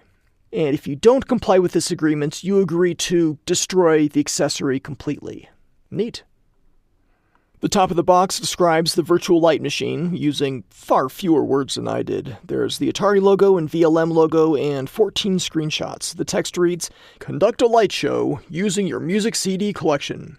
VLM brings your music to life in a brilliant, sense-scorching light show experience. Pop in a music CD, sit back and watch as 65,000 colors warp, contort, and distort to every beat, octave, and power chord. Orchestrate your own light show by manipulating the VLM effects, all with the touch of a button. Your music, your light show. Interact with your music using 81 different effects, each providing nearly an infinite number of color patterns." Finally, the busy back of this busy box. There's a large picture of the Jaguar with CD unit. This is an early press shot of the full stack with the drive open and a black CD visible within. The CD contains the Jaguar eyes and Jaguar logo. The Jaguar word mark and letters CD are placed on top of the console, partially because the console itself is not included. Says so right next to the picture. Jaguar console not included, in English, German, and French. It says multimedia player right under that. The top right corner is filled with words. Again, these are in 3 languages, and the English one reads, "All CD players are not created equal. Harnessing a ferocious double-speed drive and 790 megabytes of storage, the Atari Jaguar CD multimedia player lets you play Jaguar interactive CD titles brought to life in true color, movie-like full-motion video with CD-quality stereo sound. And if that's not enough to ignite your brain cells, the built-in virtual light machine launches your senses and your audio CD collection into orbit on a multiple-band interactive light show of hyperdelic proportions. VLM casts your whole music collection in a new light. You'll not only hear the music, you'll see it." Along the bottom, you have screenshots for 10 games under the heading, Look for these great CD titles. They are, from left to right, Dragon's Lair, Battle Morph, Brett Hull Hockey, Robinson's Requiem, Highlander, Jack Nicklaus Cyber Golf, Blue Lightning, Black Ice White Noise, Demolition Man, and Creature Shock. Only 4 of those, actually, will see official release, and one of them is in this very box, so maybe that doesn't count? The manual, or rather, Atari Jaguar CD Multimedia Player User's Guide, is 56 pages, including the covers, but this does include translations in the 3 usual languages, English, Swahili, and Klingon. Its size is identical to the console's manual, and the contents include the obligatory introduction with a congratulations for purchasing message and some marketing speak that's very similar to the copy on the box. There's an illustration Of course, the other 2 languages are German and French, not Swahili and Klingon. I just wanted to see if you were still paying attention or if you were, tuning me out while you work on something else. I know what you're up to, Todd. Apologies to any listeners not named Todd. There's an illustration of the CD unit, power supply, warranty postcard, and manual that make up the contents of the box, and another illustration shows how to hook everything together. You plug the CD unit into the top of the Jaguar and connect both of the interchangeable power supplies to one component or the other. It's not complicated, though, as I said, it does certainly require both power supplies. The manual describes how to load in a cartridge, a game CD, and an audio CD. Order of precedence, in case you're wondering, is that a cartridge is read first, then the CD. Unless it's an accessory cartridge like the MemoryTrack or unreleased MPEG cards, then it'll load the CD instead. The next few pages describe how to play audio CDs with a VLM and lists out which bank effects are interactive, which just goes to show how I didn't read this manual until working on this episode. I honestly didn't know that there were interactive effects in here. It's embarrassing. Some of these use the joypad plus B button, and some are just the joypad, so these are broken out separately in the manual. It says, and I'm not sure I quite figured out what this means. It says, in parentheses, hold 9 down the B button to initiate a geometric effect and use the joypad to manipulate that effect. Oh, I said parentheses, plural. There's actually only a left paren here. There's no right paren to close off the parenthetical. It would make a lot more sense if it said simply hold down the B button instead of hold 9 down the B button. So if you wouldn't mind, go get a bottle of whiteout, ask your parents what the heck whiteout is, and they'll probably pull one out of the drawer next to their typewriter. Use the bottle and its tiny little brush to paint over the 9 thing. And while you're at it, altering your rare Atari Jaguar CD manual, take a black pen and carefully draw a matching right paren at the end after the word effect. It would sure help me feel better. Thank you. Before I move on, I wanted to touch on a couple of things in the German and French sections of the manual. In German, under interactive controls, you also have that superfluous 9 bit, but a matching set of parentheses, so that's nice. And in the French translation of that same section, it has no extra 9, and oddly, no parentheses at all. The important warning for those who speak French, by the way, there are 2 warnings, one about epilepsy and flashing lights, and the other about burn-in on rear projection TVs. All 3 languages have these warnings, though, not just the French, but the French warnings are reversed. Burn-in comes before epilepsy. Make of that what you will. But what you should probably make of it is that the reversed order fits better on the page. It's a layout thing, not a conspiracy. Pretty sure.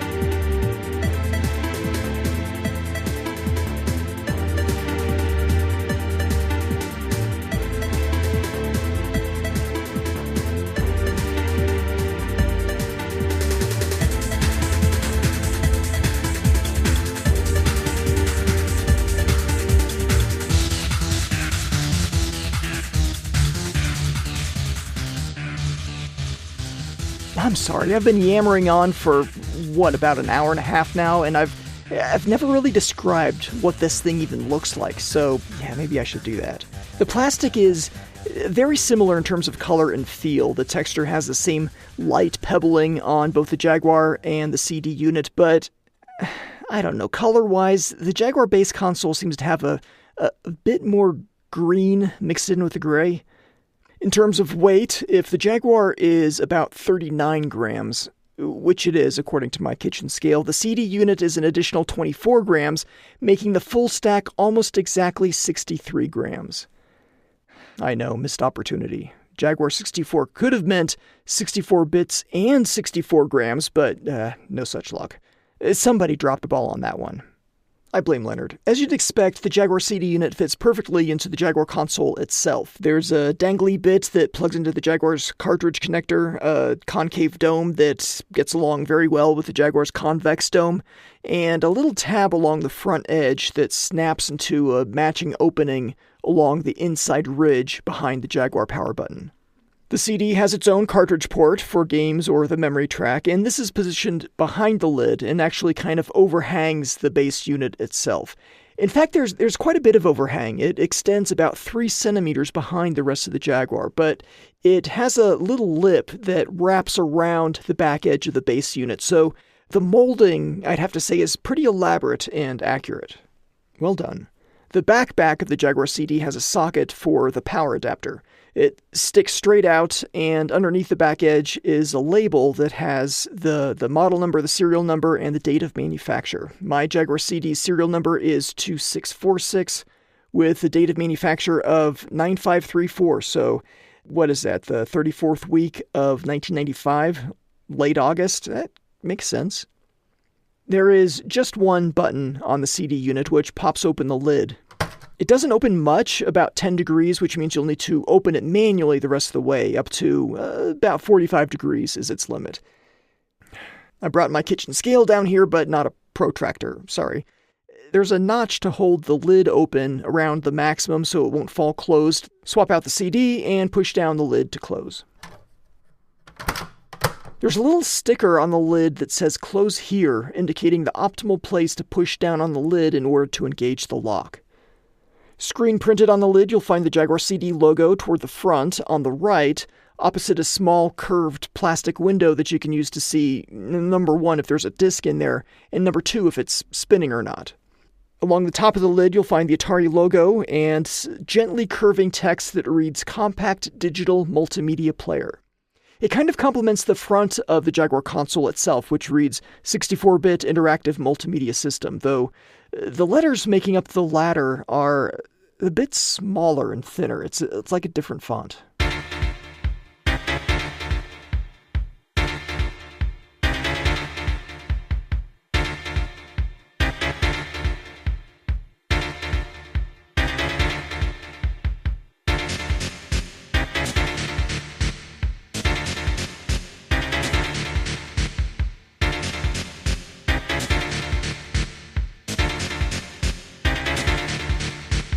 There is only the briefest mention of the Jaguar CD in the official Jaguar Gamer's Guide. It says towards the beginning that it's coming out in August 1995, not far off the mark.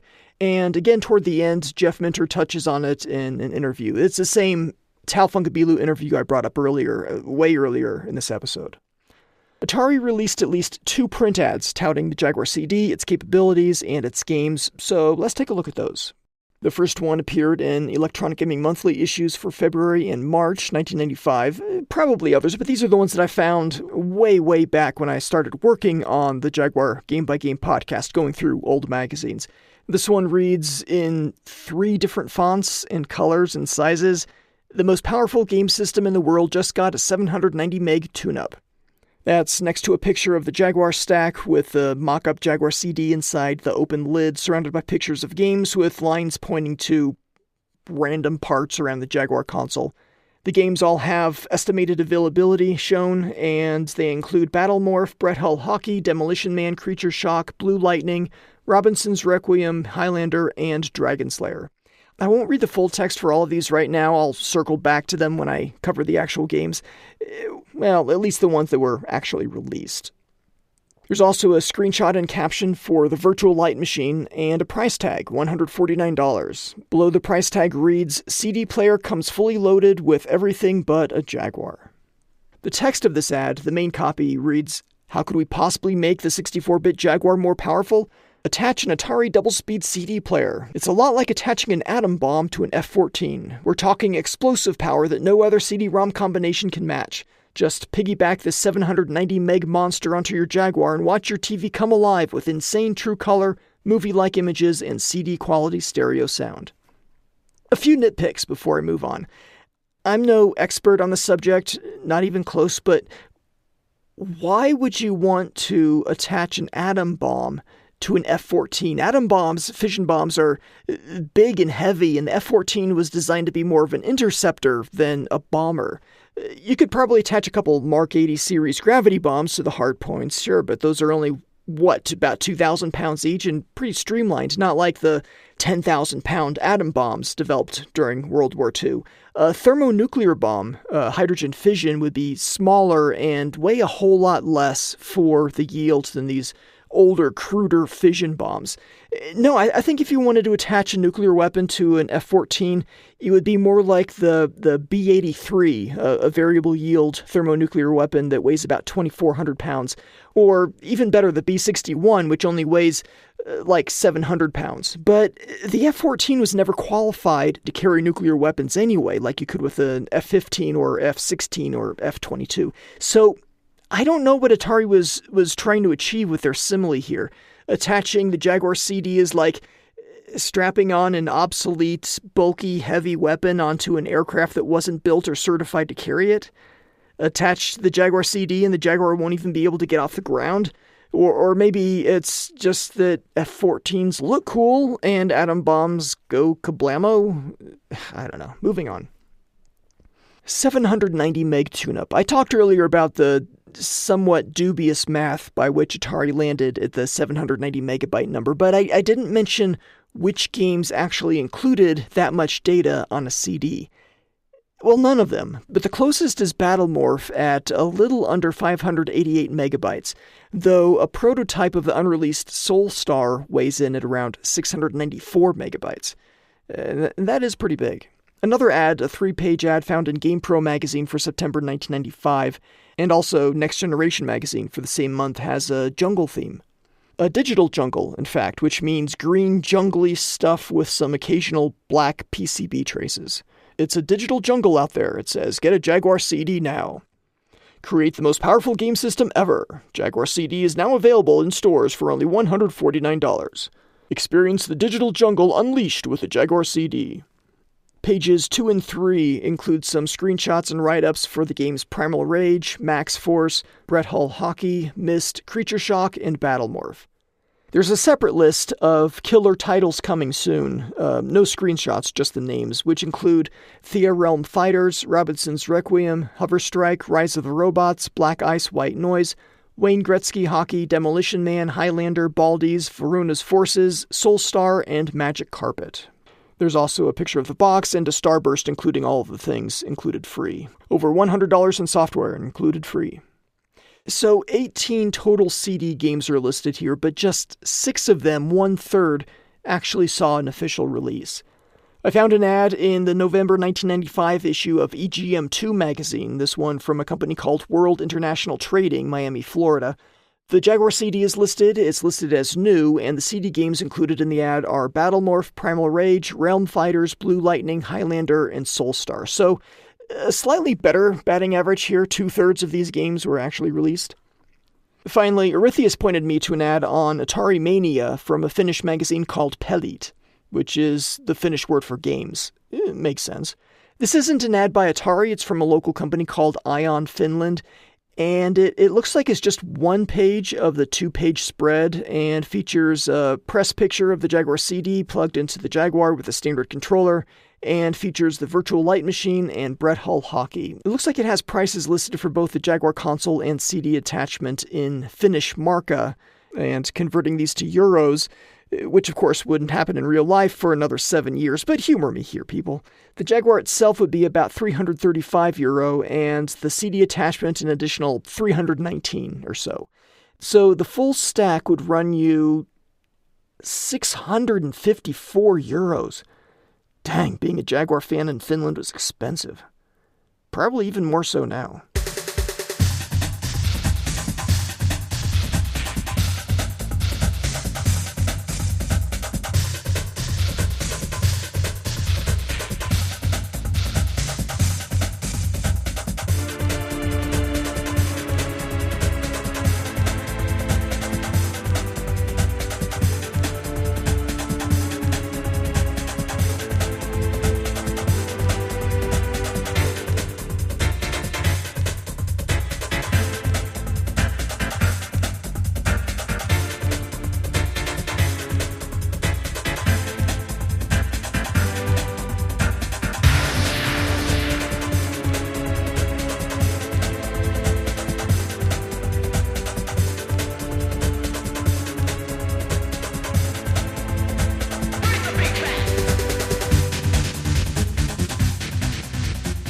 I usually include reviews right around this part of the show, but I could only really find one.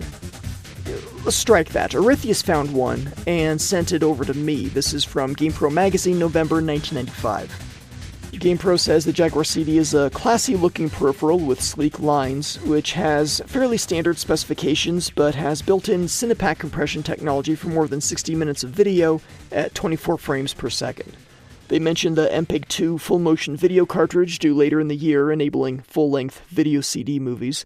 It talks about the virtual light machine, which turns music into a 3D display with one axis each for time, frequency, and magnitude. It's a colorful, weird visual effect that can make music roll from left to right or bubble like a boiling ocean, it says. For the pack-ins, it only mentions Blue Lightning, the Mist demo, and the Tempest 2000 soundtrack, so missing VidGrid, but says that there are impressive CD titles on the horizon like Primal Rage, Mist, and Magic Carpet. The JaguarCD has the hardware muscle and the price tag to keep pace with the newer 32-bit systems, but the Jaguar's vulnerability lies with its software underbelly. If you wanted to get yourself a JaguarCD unit, ouch, good luck. Recently sold on eBay, recent as of when I gathered these numbers, I see 2 drives for parts only, non-functional, for $518 and $588. They both came with power supplies, though. If you wanted one that actually worked, I see that one sold for $620, another for $800, which included Mist and Space Ace. There's one with those 2 games plus Highlander, and that sold for $850. Another one, unit only, sold for $900, and one with 5 games and a MemoryTrack for $909. Not too bad. I jest. There's one that included a Jaguar and CD and boxes and several games for $850 plus $104 shipping, and some others complete for around $950. One JaguarCD complete in box and tested sold for $1,800. Current listings as of mid-September 2024, whoa, that's not so current now, but, this is when I looked. I saw some Jaguar CDs on eBay, buy it now for $1,100 to $3,000, and one boxed mint with a whole bunch of mint-quality games in their own little individual plastic boxes for $33,000. On eBay, the MemoryTrack has recently sold for around $50 loose, $60 complete, and $90 new. I see a current listing, current as of mid-September 2024, that I wanted to point out here. New in box for $110, but the box also has a clearance sticker on it showing a price of, are you sitting down? $5. 8-Bit Fix has the MemoryTrack listed for $60 in a custom archival case, or $70 in the original box. The Tempest 2000 soundtrack CD is much cheaper. eBay prices for recent sales range from around $10 to $15, sealed for $18 to $29. I do see it listed on Best Electronics for $5 new. Bravo Sierra has it listed for $20 complete. Pricecharting.com has none of these 3 items listed. So, as I said, good luck. It's just the right thing to do.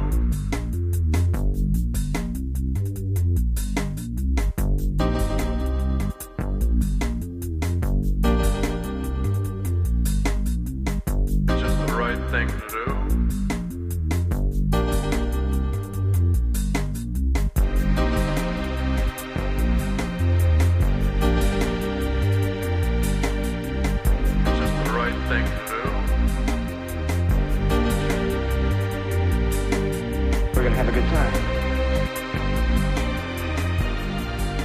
There are two other things I wanted to talk about before we hit intermission, and that's encryption, CD encryption, and the reliability of CD units.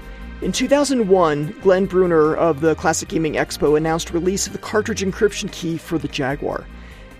Well, kind of, but not really. A universal header was released when stuck in front of a ROM would pass the encryption test. And that's not really accurate either, because it's more authentication than encryption. Allow me to explain, or, at least try to explain. Atari had no cartridge authentication system on the 2600. Anybody could make their own carts that would work on an Atari 2600. Sometimes that was good news for consumers. We got Pitfall and Atlantis and Frogger. And sometimes that was bad news for us customers, since we got Airlock and Firefly and everything Mystique made. But either way, it was bad news for Atari. So with the 7800 console and the Lynx, and then with the Jaguar, Atari used an authentication system to make sure only cartridges they've authorized are usable on their consoles. Public key cryptography is used here. It leverages RSA, which has been around since 1977, as an authentication system. Only software that has been signed with Atari's closely guarded key would run on an unmodified Jaguar. Other than the Tremels, nobody really handled the encryption. They were told to leave their code in a certain directory on the file server, and a magical crypto fairy would come by and sprinkle their RSA crypto dust on the files. This may not have been the actual terminology they used, but maybe it was. Glenn Bruner knew who this magical crypto fairy was. It was Dave Staugus, the Atari engineer who designed the authentication system in the first place. Word is that John Scrutch took over these duties later. John, you may remember, served as producer and executive producer for games like Tempest 2000, iWar, Zool 2, Evolution Dino Dudes, and Flip Out, and other games that I haven't covered yet. The Jaguar uses a 518-bit RSA public key authentication system, leveraging MD5 checksums for manageable comparison. A properly encrypted Jaguar CD is signed with the private key, a different key from the one used for cartridges, and the CD boot code picks 1 block from the boot track and 2 blocks from elsewhere on the CD for analysis. These blocks are chosen at random, a random sampling, since this is way easier and faster than analyzing the whole darn thing. The authentication system also looks at the CD's table of contents. You remember the Jaguar's non-standard CD format? That helped out here too, since common CD copying software of the era just wasn't designed for that. It could miss something doing the copy. So, as I understand it, each CD has an encryption track of at least 152 kilobytes. This track contains a signed encrypted MD5 hash table. If the random blocks found throughout the CD don't match that checksum, authentication fails. If the table of contents doesn't match what's found on the disk, authentication fails. You can't make your own CD, you can't copy an existing CD. It's clever and brutal and effective. So without that key, that private key, if you wanted to run a CD that Atari didn't bless, you probably had to use a cartridge-based bypass like the one included in the games Protector SE or Battlesphere Gold, or the dedicated bypass cart created by B&C Computer Visions. That, or I guess you could replace the BIOS in the Jaguar CD unit with one that didn't perform the authentication check. If you use a bypass cart, you can't use the MemoryTrack to save your game progress or settings, so it was kind of bleak. This key was thought to be lost to history. But back to Dave Staugus and Glenn Bruner. Dave told Glenn what to look for. The key would have been stored on a diskette that had Dave written on it. Kurt Vandell found this very disk. On the disk was a zip file, and in the zip file was the key. So since 2003, the Jaguar developer community has been able to sign CDs that can run on unmodified systems without any kind of bypass. Kurt Vandell, you were a legend. There are a few ways in which a Jaguar CD system is known to fail. The first one is pretty straightforward and easy to fix. The platter, the gray plastic circle on which the CD rests when it's in the drive, this can get pushed down over time and start to rub on the plastic transport housing around the drive motor. This is known to cause read errors and would shorten the life of the motor with the extra friction going on. So pull it back up. Some disassembly may be, well, perhaps not required, but it can be helpful. It's easy enough to test if your Jaguar CD is affected by this. With everything turned off, you should be able to turn this platter freely and smoothly with your finger. Just don't pull the platter up too high because the laser focus would be off. Another potential failure mode is having one or more wires break off at the solder points. Disassembly and visual inspection would probably be required here. The conductivity test on an ohm meter is also helpful here. A clicking sound may be indicative of a problem with the limit switch. The laser moves back and forth in a CD player, right? The limit switch prevents it from going too far. If it's going too far, the gears will slip, which makes a clicking sound. This may also be due to a broken wire. And if all else fails, you can swap out the whole transport. Since Philips manufactured the Jaguar CD, you can use a Philips-compatible replacement like the CDM 12.1 or VAM 1202. In the show notes under Reliability, you'll find links to repair guides put together by Linkovich and Cubanismo. Wow, okay, so I think that about covers all of my notes on the Jaguar CD and VLM and MemoryTrack. So right after the intermission, I'll talk about my personal experience with the Jaguar CD and get to your feedback too, so stick around.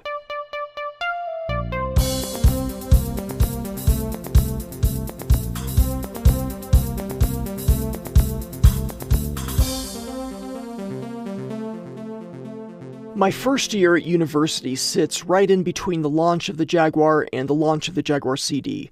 A big Atari Jaguar fan at the time, reading every issue of Atari Explorer online as it came out, and hanging out on a Jaguar mailing list and the rec.games.video.atari group on Usenet.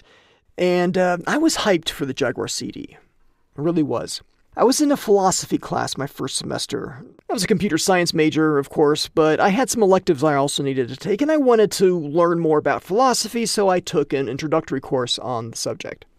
Toward the end of the semester, I was told we would have a précis presentation, an oral presentation, and my inner nerd thought I could augment my presentation with a visual component, and I could run this visual component by hooking up my Jaguar CD with the MPEG-2 cart to a TV.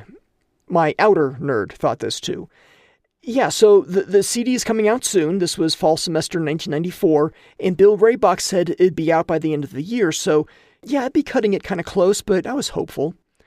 Maybe not hopeful so much as naive. The Jaguar CD did not come out that fall semester, or the spring semester in 95, or summer semester if I was into that sort of thing, and the MPEG cartridge didn't come out until still waiting on that one. So I did my précis presentation without a multimedia component. Not sure exactly what kind of video I could have done. I talked a lot about Descartes, I remember, in this presentation, so what was I going to do, show an ontological triangle on the TV? I still did pretty well in the report, and in the class in general, no thanks to Atari, of course. I'm pretty sure I bought my Jaguar CD at Walden Software at the local mall. Most of my Jaguar spending flowed through that store. I don't remember pre-ordering or anything, I just showed up one day and there it was. I didn't have any idea the true rarity of the Jaguar CD until much later, learning about how sought after and really freaking expensive they'd become. To me, it was just a thing that came out, that I'd been eagerly awaiting since the beginning, and it would complete the Jaguar and turn it into a true multimedia system.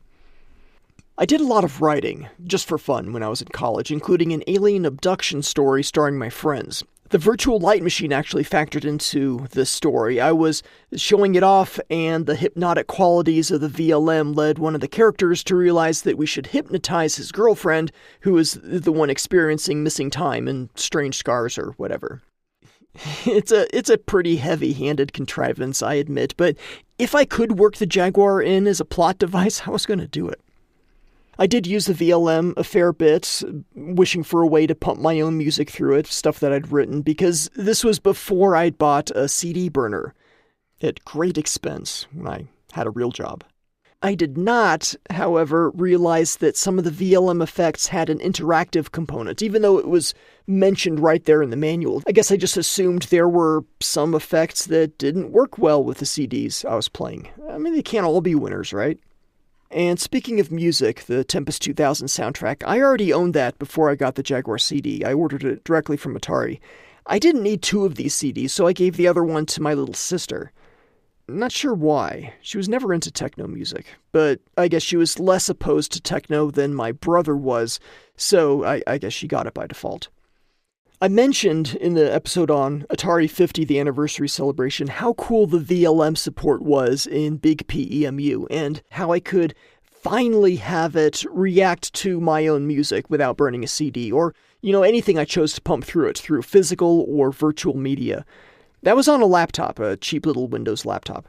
In late 2023, I bought an Atari VCS when it was steeply discounted for Black Friday.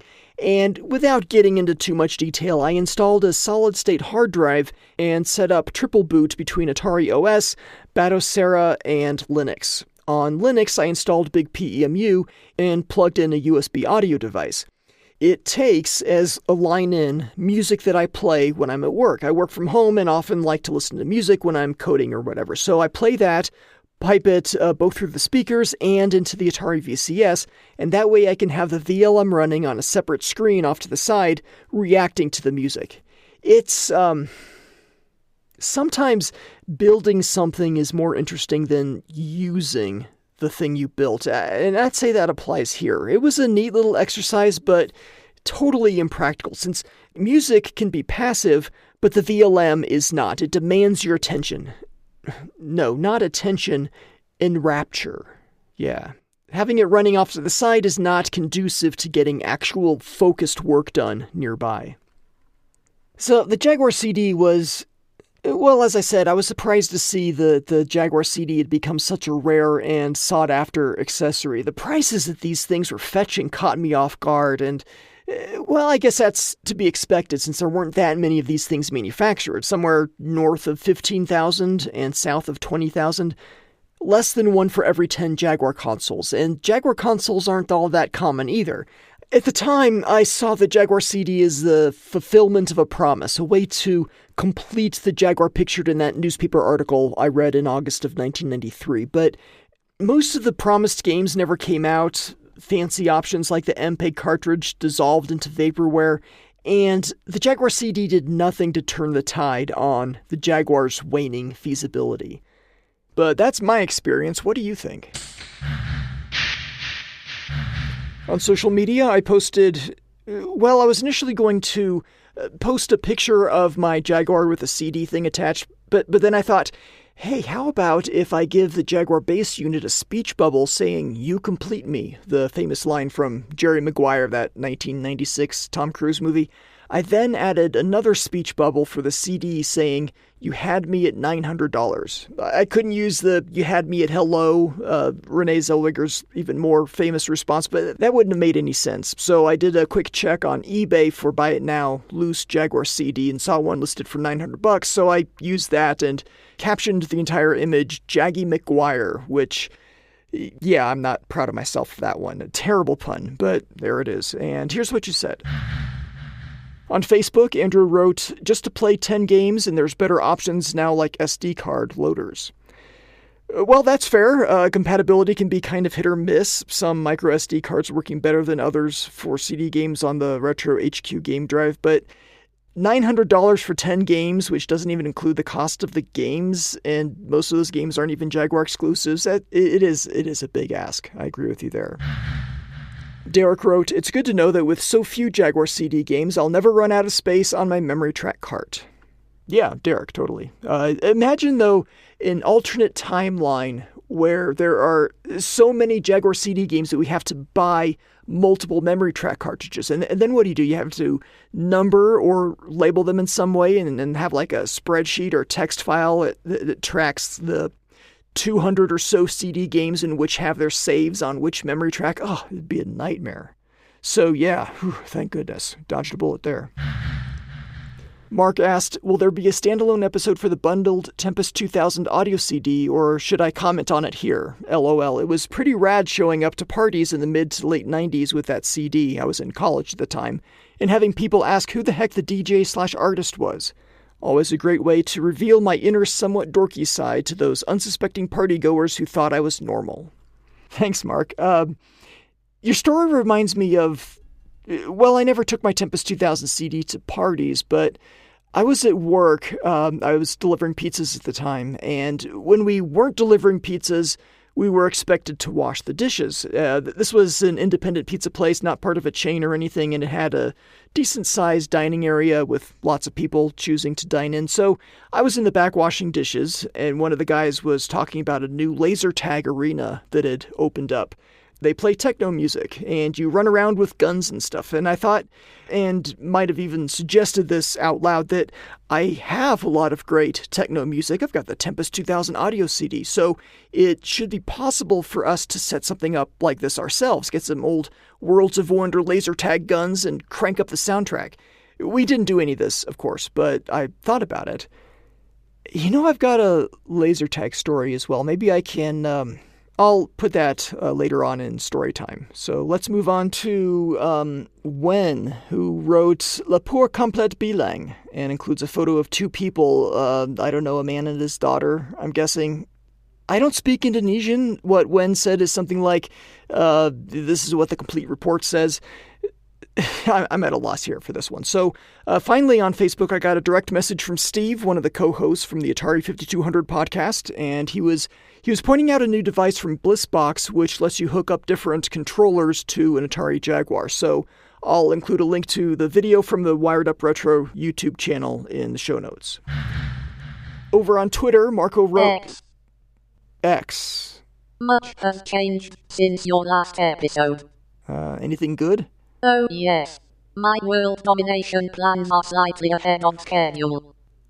I really should have given you better speech synthesis. I'm sorry, I don't know what you said. Something about Waldo immolation? Don't immolate Waldo, that's rude. I guess you'd have to find him first. Anyway, on Twitter, on X, Marco wrote, bought one immediately when it launched as a longtime Atarian. I'd never seen anything like VLM before, so it was quite stunning for an Atari ST user at the time. Battlemorph is my all-time favorite JaguarCD game, and yeah, MemoryTrack cart was mandatory back then. I agree, Marco, on all points. I'm looking forward to covering Battlemorph. It's been a while since I played that one. Jeremy says, I googled you a few minutes ago to see if you were still doing the Jag podcast. Found your Twitter account and saw this post was 2 days ago. Talk about weird timing. Looking forward to hearing it when it's ready. Jeremy, don't you mean X instead of... whatever. I still call it Twitter. X. Yeah, don't really care.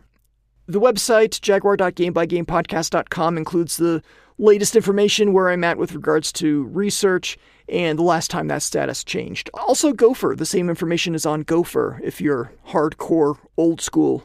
gamebygamepodcast.com/1/Jaguar is the address for that. It's not quite as clean an address as the website, since the Gopher protocol, or at least my Gopher server, doesn't support name-based virtual hosts like the website does. On Spotify, I got some feedback from past episodes. Also, I learned that comments on Spotify are a thing, and I apparently have them enabled.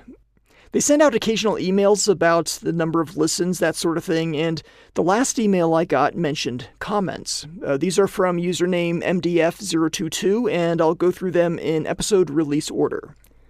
For episode 1, the Jaguar story, Inception to Launch, here is what he wrote.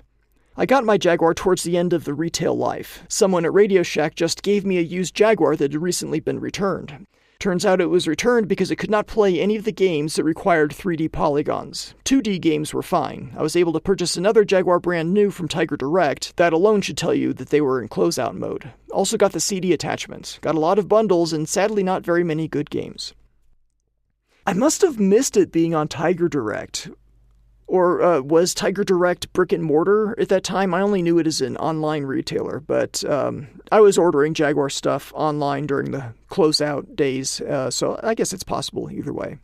For episode 2, Cybermorph, he wrote, people sometimes give this game a decent review. People online who I have never met. Anyone I know face-to-face hates this game, including me. You fly around collecting pods. That's not interesting or fun, and your little computer helper friend is really annoying. This game seems like it has 33% of what it needs to be a great game. Yeah, I'm one of those anonymous voices online, I guess. I think it's a neat little game. Perhaps not a great game. Almost certainly not a great game, but I found it fun until the slowdown really hits you. Episode 5, Raiden. This was a popular arcade game around the time that the Jaguar was released, although I believe we were up to Raiden or 3. Maybe it's Raiden 2 or 3? I might have copied and pasted that wrong. This version was just like playing the arcade, no complaints whatsoever. Yeah, totally, I agree. It is what it is, and what it is just fine. Episode 8, Alien vs. Predator. This is a perfect game. If only Atari could have come out with about 5 of these per year, maybe that would have been enough to get a little more action on the Jaguar. This was a fun game for us to play, and it stacked up well against what other systems had at the time. And no one thought this was 64-bit, but it was still better than the things we could get on the Super Nintendo. Episode 9, Tempest 2000. This game looks and sounds fantastic. If only the Jaguar had a spinner controller. Jeff Minter really threw a lot of extra pizzazz into this game. The power-ups are nice and help modernize the gameplay. If you like this game, you're probably really going to like Defender 2000. I wish they would have been able to release more of the 2000 series of games. There's one other official 2000 game on the Jaguar, that's Breakout 2000, but I've never played it myself. It's way later in the episode schedule, and I've got time. Jeff Minter had nothing to do with this one, though, so yeah, I agree that revamping many of Atari's older titles in the manner similar to Tempest 2000 would serve the Jaguar well, but unfortunately there is only one Jeff Minter. For episode 21, Troy Aikman NFL Football, he wrote, "This game is not fun. I played it when it was released and it is many steps worse than what was available on the SNES. I would rate it as trash." Yeah, the core football engine I thought was good, but the graphics engine, yeah, not so much. Episode 25, Power Drive Rally. I never could find this game back during the initial Jaguar run. I had to settle on finding it years later through eBay. This game looks and sounds great. It's a lot of fun and very challenging. Too bad we don't have more of them on the Jaguar. Yeah, it does look great and play well. It doesn't necessarily scream next gen, but it does scream highly polished, and that's not bad either. Episode 29, Theme Park. This is a really fun game on the Jaguar. It is not an impressive game graphically or with sound. When your park is too big, the frame rate goes way down and becomes almost unplayable, but I remember spending a lot of time on this one and really liking it. Well, cool. I'm glad you liked it. It was a very popular game for good reason. Finally, Episode 30, Super Burnout. This game gets a lot of love from the Jaguar community, not so much from me. It looks pretty good, almost has an Outrun fever pace. What I don't like about this game is a terrible sound. Starting with the announcer, I don't understand why he sounds like he does. Is he supposed to be a public address announcer? Because if he is, it's terrible. No PA announcer sounds that stiff. I just wish there was more to the game. It doesn't seem like there are very many good racers on the Jag. Maybe European motorsports announcers have a different approach than what I would expect as an American. I don't watch motorsports or sports, so yeah, I don't know. It did always strike me as off somehow, but you have these old games from small independent teams. You don't typically go hire talent. You rope in somebody or pull someone off of the development team like they did for some of the characters in Kasumi Ninja. I was cast in a TV commercial once, not because I'm a great actor, but as a personal favor to the producer. It paid nothing. All I got was, I got recognition from the teller at my bank. "Hey, aren't you that guy from that commercial?" Yeah, that was me. So that type of thing does happen, and it's possible it was not professional voice talent. Thank you for your comments, MDF022. We don't necessarily agree on some things, but I do really appreciate you sharing your opinion. Hey there, Bishop. Did we get any text or audio submissions regarding the Jaguar CD or, any of the other things that I talked about? We did. 2 text submissions. That is also general feedback. Alright, send those over to my screen if you don't mind. Ready. Our first text submission is from Troff. Hey Troff. He writes, "I bought the Jaguar CD at the end of the Jaguar's life when it was heavily discounted.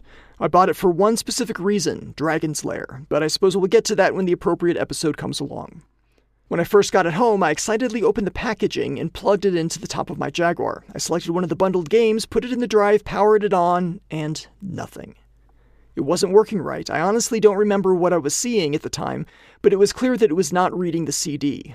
Next, I probably flipped through the user's manual, which I no longer have, to see if there were any tips that would help me figure out what was wrong. I didn't find the answer in the manual, but there was a phone number to call Atari for technical assistance.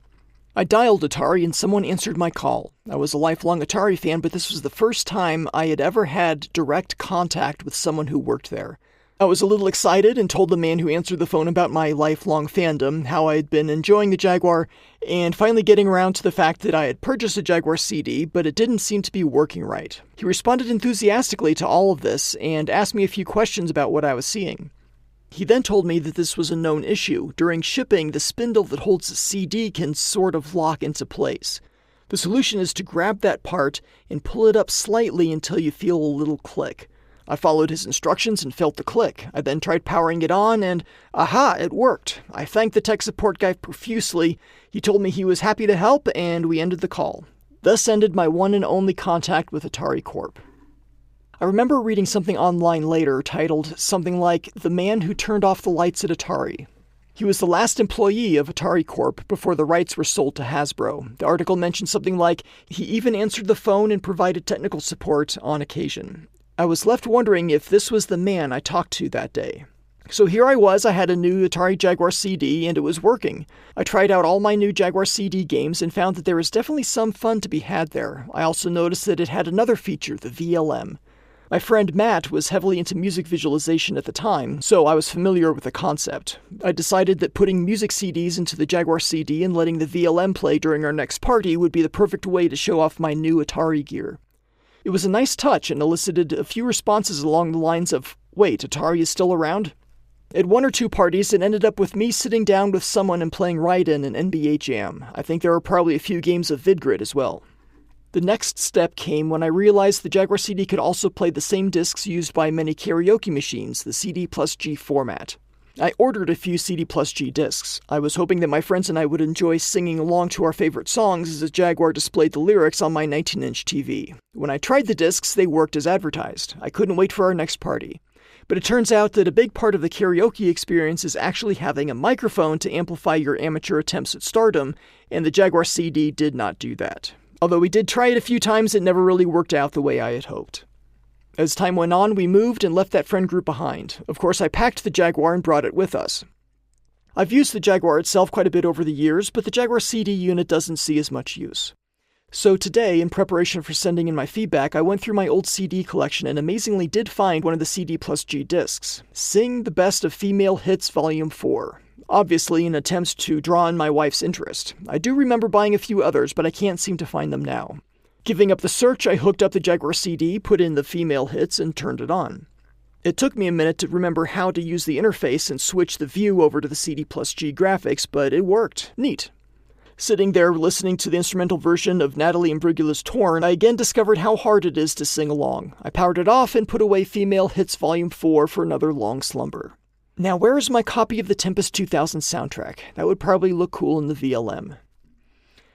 I am willing to bet, Troff, that most JaguarCD owners' first experience with the VLM would have been with the Tempest 2000 soundtrack. I mean, it's right there. I don't remember what I played first. It could have been that. Jeff Minter, in some interview, I'll have to look up which one and put it in the show notes, said that the VLM especially likes Pink Floyd and Ozric Tentacles.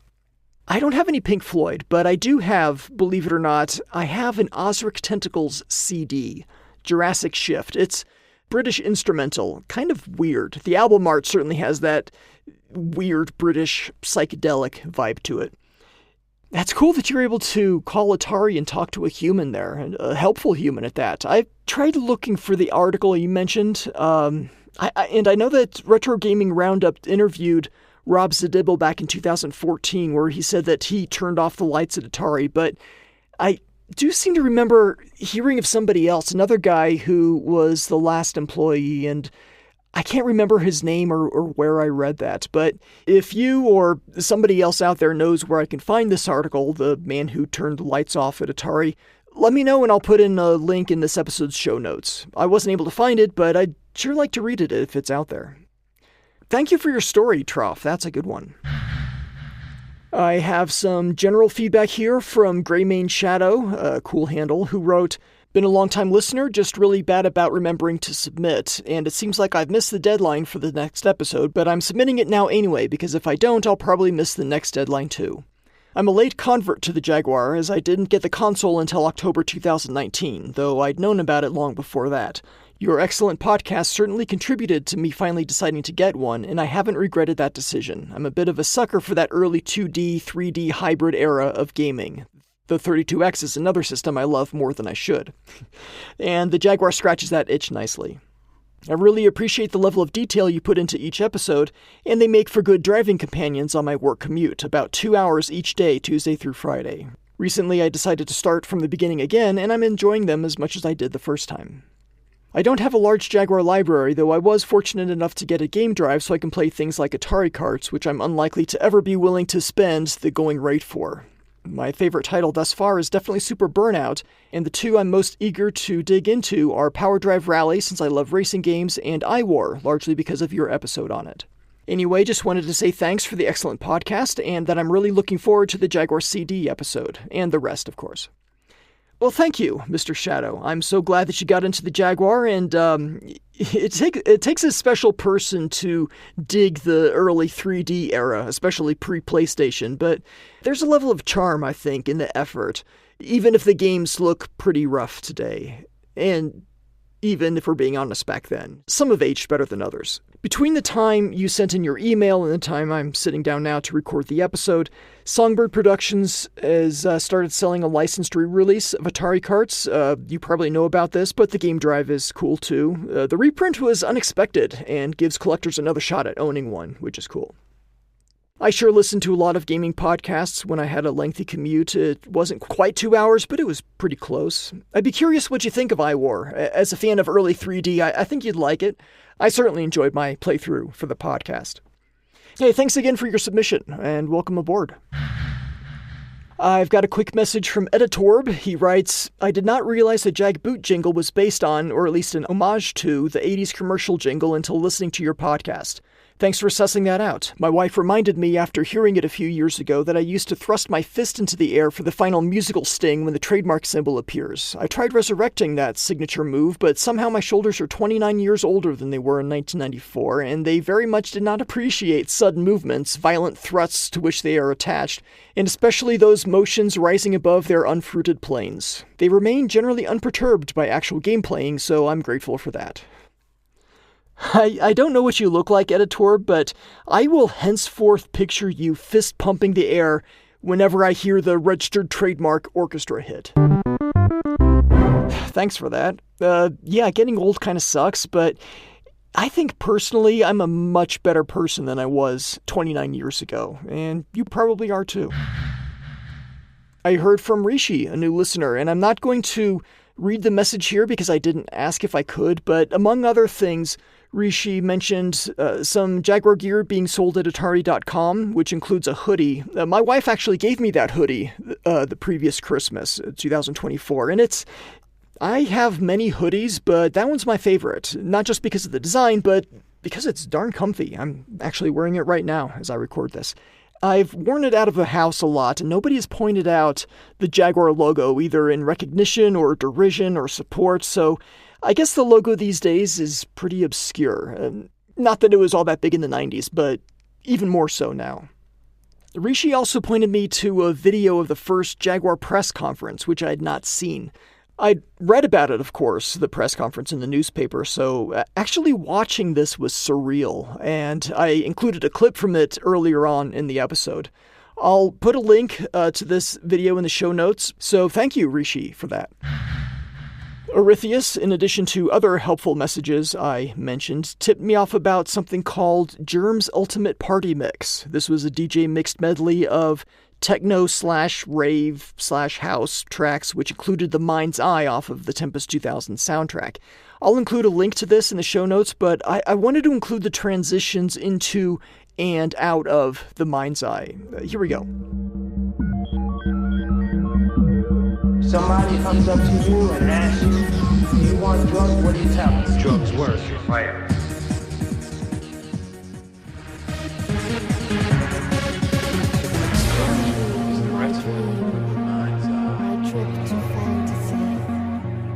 Finally, almost finally, Aritheus told me about Wes Powell's Tempest 2000 Super Zapper remix, and I'll include a link to this in the show notes as well, but here's a taste. Break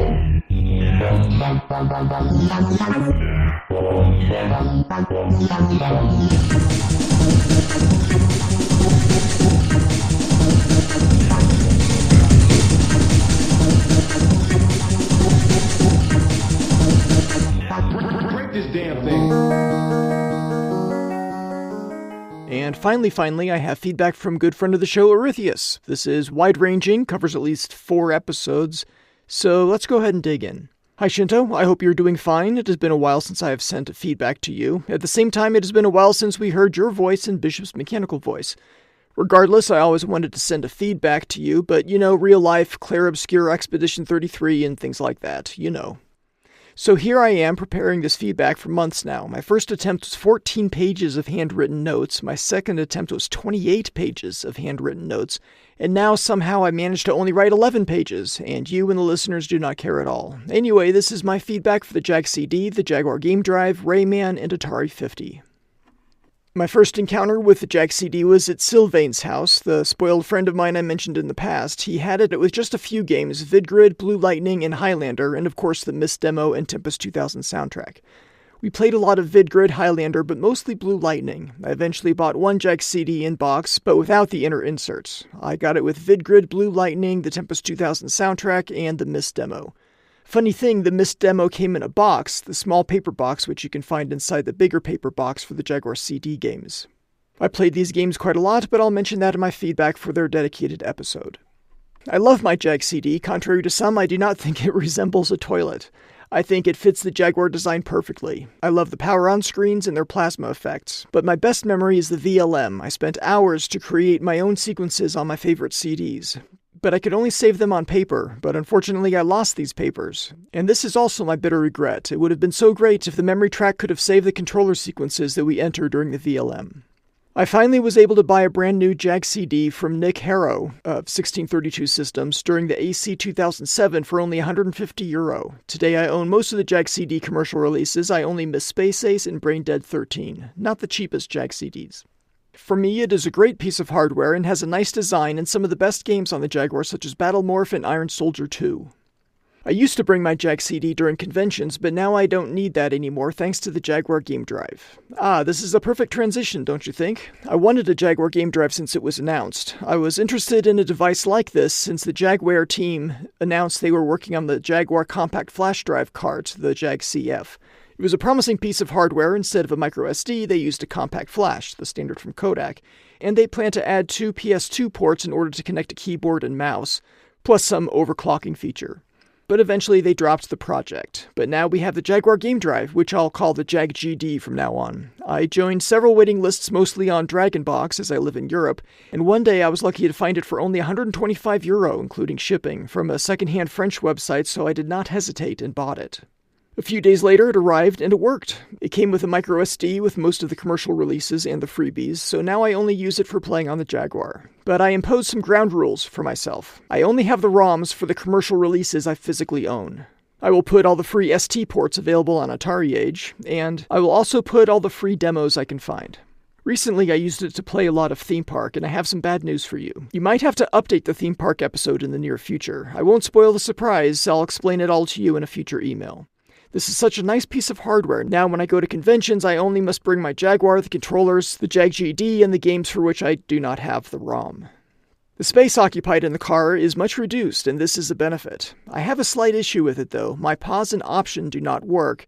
I read that it can come from 2 different reasons. 1, my microSD has to be formatted FAT32, which I'm pretty sure I did. 2, I need to update the firmware. I'll try and I'll let you know.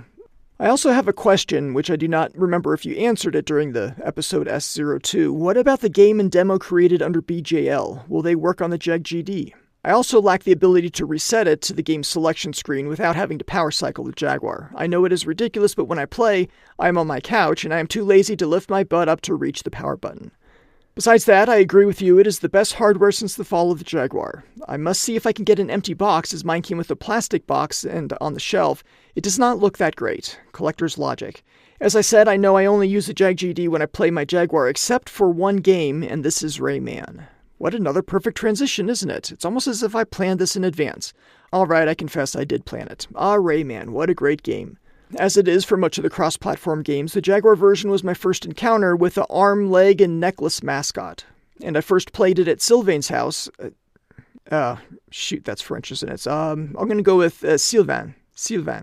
I directly fell in love with the game. So much color, such a polish, what great gameplay, a good learning curve, and the perfect music to fit the action. Although I own and played the PlayStation and Saturn version, my favorite remains the Jaguar version. So yes, I won't be objective here, but for me, Rayman is a Hall of Fame. While typing this feedback, I had a funny little flashback. I was at Sylvain's house while we were playing the Jaguar, and at a moment I asked if we could play Rayman. He said yes. We plugged the game, he turned the power on, and passed me the controller. The intro screen begins and I want to skip it, but nothing happened when I pushed the B button. I asked him how to skip the introduction. He answered, just push the start button. I told him there is no start button on the Jaguar controller. He looked at the controller and said something like, the pause button, you know what I mean. I still haven't finished Rayman on the Jaguar nor any other platform, and I want to finish it, but I want to earn the ending. And by the ending, I mean I want to enjoy the discovery of the end boss. So I have to make a complaint to you, or at least a suggestion. Could you change your spoiler rules?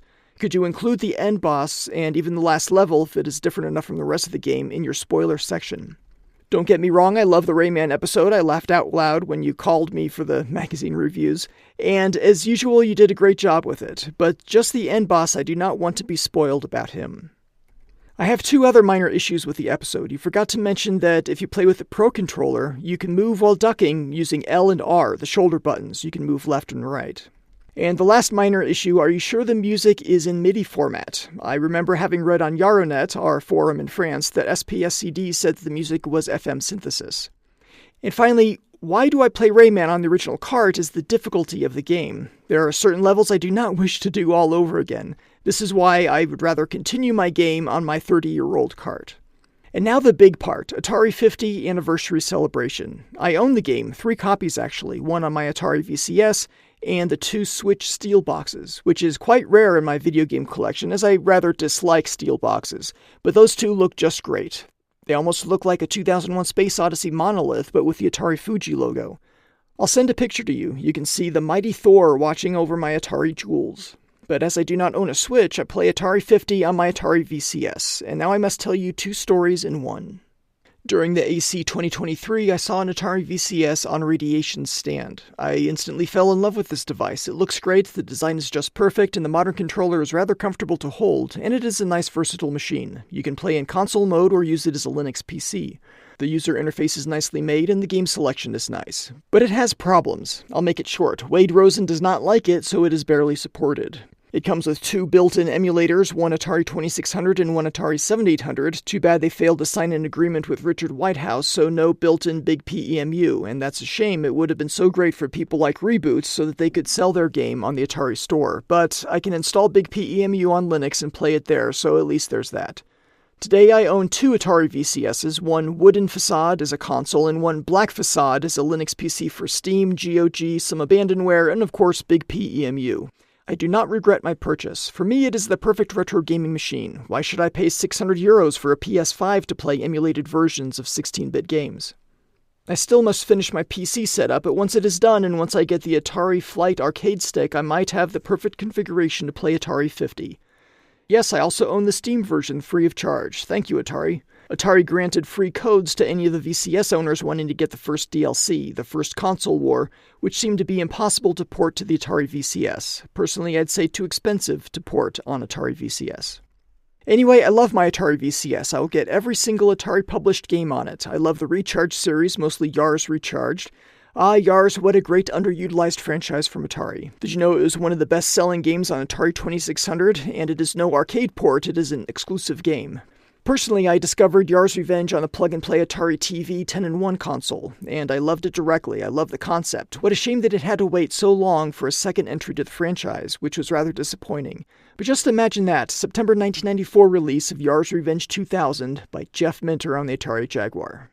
Shoot, now I want a Yars' Revenge 2000 by Jeff Minter. I might have to open the Pandora Llama box.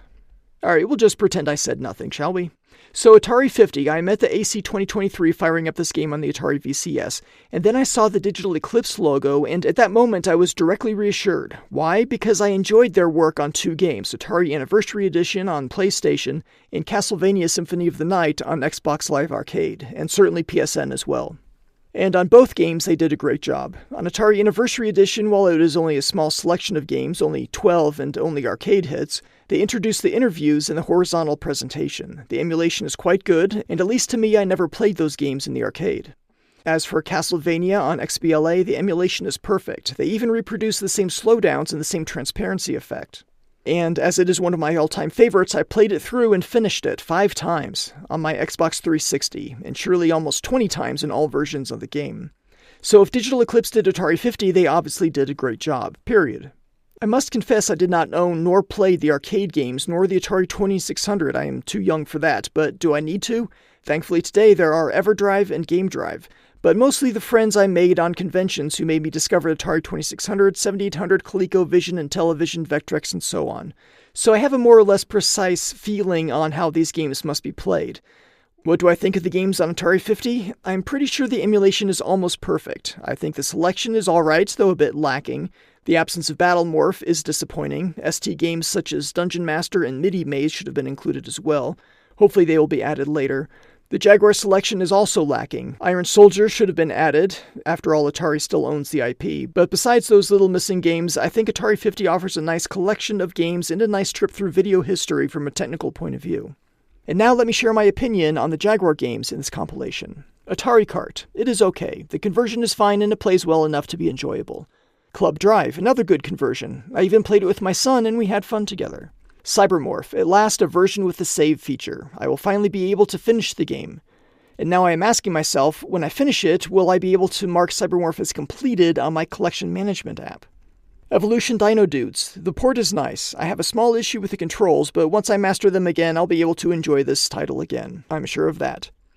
Fight for Life. There's quite a lot to be said about this game, but I'll reserve my complete thoughts about it for its dedicated episode. Regarding the port, I have a few issues to address. Although it is well made and it feels like the original Kart, I lack the ability to use the option button to unlock all the moves right from the start. Plus, it is regrettable that the manual scan is not interactive and does not match the input layout that the player has chosen. But animation, frame rate, gameplay, and music are on par with the original Kart. Missile Command 3D. I really like this game, on the Jaguar, but not on Atari 50. I do not know if it is only on the Atari VCS version. On Jaguar, I play it with the Pro Controller, but somehow I cannot configure the controls in Atari 50 like I would love to, and therefore the game is almost unplayable for me. Too bad, because it is one of the better Jaguar games.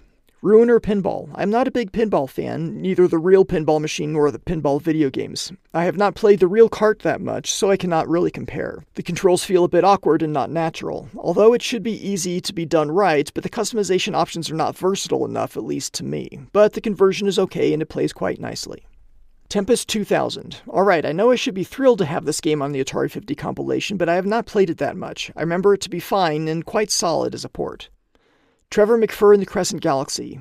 I might surprise you here, but Atari 50 revived my bizarre interest in the game. I actually made my all-time best score on it. Atari 50 does not make this game great, but at least it renders it more playable. I have configured the controls as follows.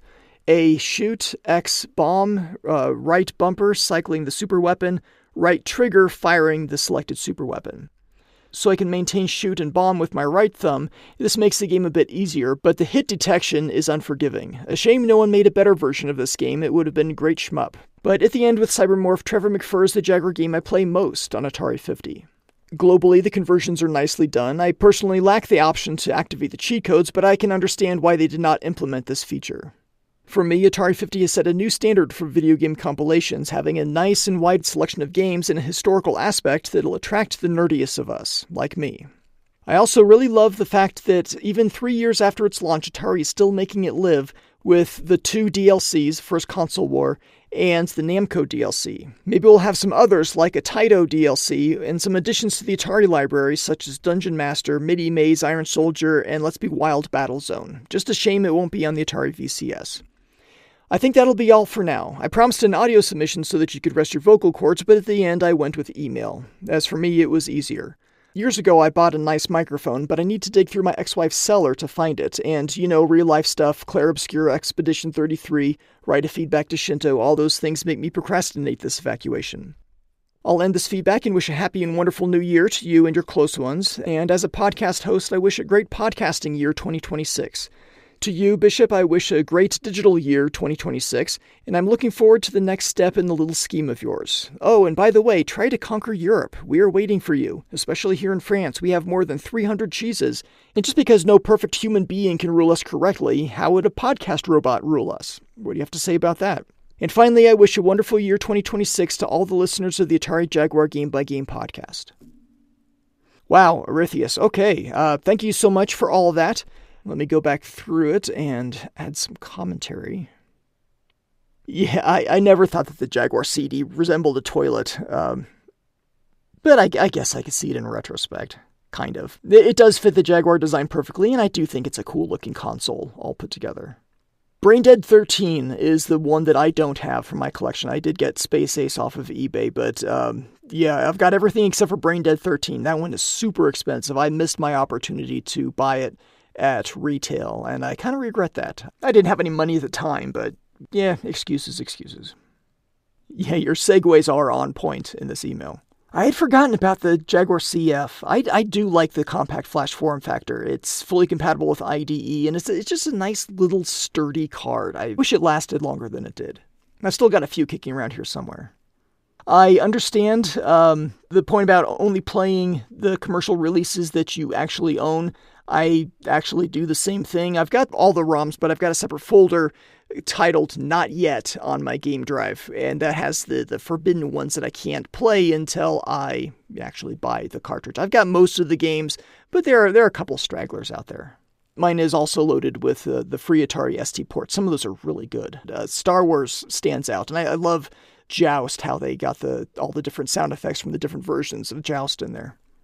So you asked about the games and demos created under BJL. This is the mechanism for loading games into Jaguar memory through the controller port. It's been so long since I've dusted off my BJL setup because there are just better options, the Skunk board and now the game drive. I don't really know if there are images that work on BJL but not the others.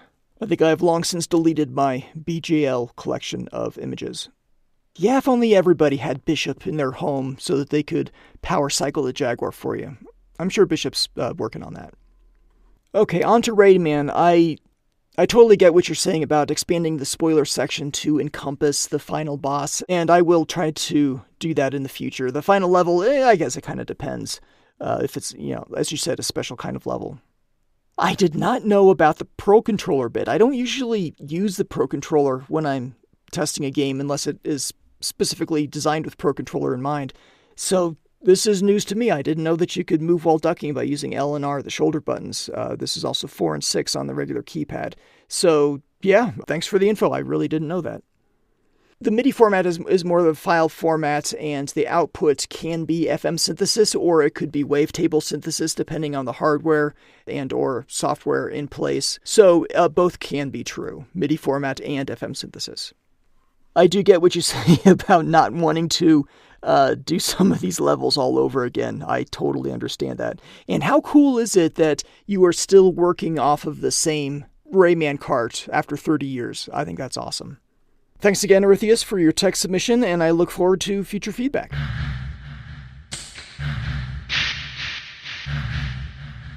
Oh, my friends, it looks like we have reached the end of episode 33 of the Atari Jaguar Game by Game podcast. I've gone all the way through my notes, and I've said all the words that I think I had to say about the Jaguar CD, excluding the actual games, of course. Those will begin in the next episode when we cover Blue Lightning. This will be followed by Battlemorph, Highlander, and Baldies. 7 of the next 10 games, in fact, will be Jaguar CD titles. And I've got to say, I'm looking forward to covering actual commercial Jaguar games again. It feels like it's been years. Because it's been years. If you have any feedback for these titles or the show in general, please email that to jaguar@gamebygamepodcast.com. Audio submissions are always welcome. They give my voice a break.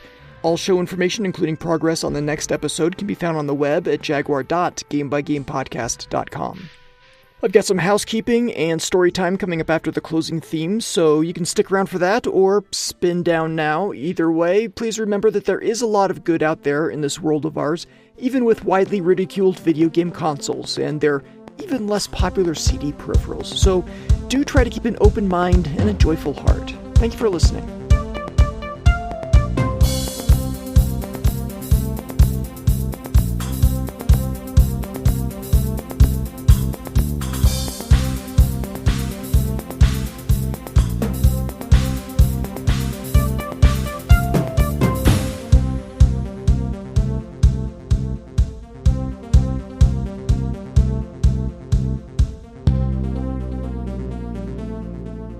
A couple housekeeping items here. First of all, the podcast is now available on YouTube. Google shut down Google Play Podcasts, or whatever it was called, and YouTube is the replacement. So I'm now putting episodes on YouTube. It is super low effort. Just audio with an album art is the only video component. I turned off comments, I turned off monetization, but I'm sure some people consume podcasts through that platform, so I felt like I should set that up. An annoying thing about YouTube is that unless I maintain a certain volume of uploads, a certain regularity, a cadence, they turn off links, so you can't actually access the show notes. So if you're listening to this on YouTube, welcome. Sorry the interface is lousy, but if you want the show notes, please go to jaguar.gamebygamepodcast.com and click on the website/blog link. That's where they are. If you're keeping up with these episodes as they're released, you may have noticed a significant delay between the previous episode and this one. What did I cover? Atari 50? It's been a while. Normally, the lengthy gaps between podcast episodes can be attributed to life in general, work to do, things coming up. I put time into the podcast when I can grab a few minutes, but life dictates how many of those minutes there are. There have been significant personal developments over the past couple of years, things that have dealt a much heavier blow than usual. It's been a rough couple of years, and instead of putting work into the podcast, I've been escaping into a video game. It's a fairly modern game, initially released in 2016, but continually updated since then, a game called No Man's Sky. I've put more time into No Man's Sky than I'm pretty sure any other video game ever by a wide margin. Adding up all 3 of my saves, it's got to be like 400 hours by now. That's enough for, 5 complete podcast episodes? I could have been talking about, Baldies or Ruiner Pinball right now. But instead I've been retreating into this game with hundreds of galaxies, each filled with an incomprehensible number of planets I could visit. In this game, I was incredibly wealthy. I had a fleet of cool spaceships docked to a gargantuan battleship. I had a dozen houses and exotic and scenic locales throughout 3 galaxies, spoke 5 alien languages more or less fluently, and had such a high standing across the various races and guilds that they seemed to be genuinely pleased to see me. I could explore at my own pace, basically do anything, build anything I wanted. It was intoxicating, such agency, nothing holding me back, full control. The reason I bring this up is not to make excuses for myself or warn of the dangers of video game addiction or anything, but this is a Jaguar podcast, and No Man's Sky, at least earlier on, gave me some serious cybermorph vibes. Well, more battlemorph than cybermorph, but I haven't actually talked about battlemorph yet, likely because of No Man's Sky, it would seem. There's a line in a review of Cybermorph by Die Hard Game Fan which said, I've got the quote here, it says, "You go anywhere you want before, during, and after each mission to the point of almost feeling that you have really been there." No Man's Sky is like that, only you don't have to go on a mission if you don't want to. You could just poke around the worlds. And these worlds are also on the small side. Far bigger, of course, than the Morph games, but still small by real universe standards.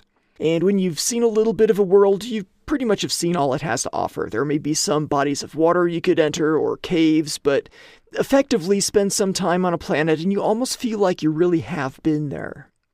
I'd like to think, and this is totally divorced from reality, of course, that No Man's Sky is what we would have seen if the Morph games were able to continue from generation to generation. We already saw a pretty big leap from Cybermorph to Battlemorph, going underwater and underground and having more variety in missions. So what would future Morph games have looked like? Maybe you would have been able to set down your Mark IV or Mark V Transmogriffin on a planet's surface and hike around, or leave the planet altogether, park the T-Griffin inside your Sutherland-class battlecruiser, hop into a different ship you have parked there, a hauler or explorer or whatever, depending on the mission.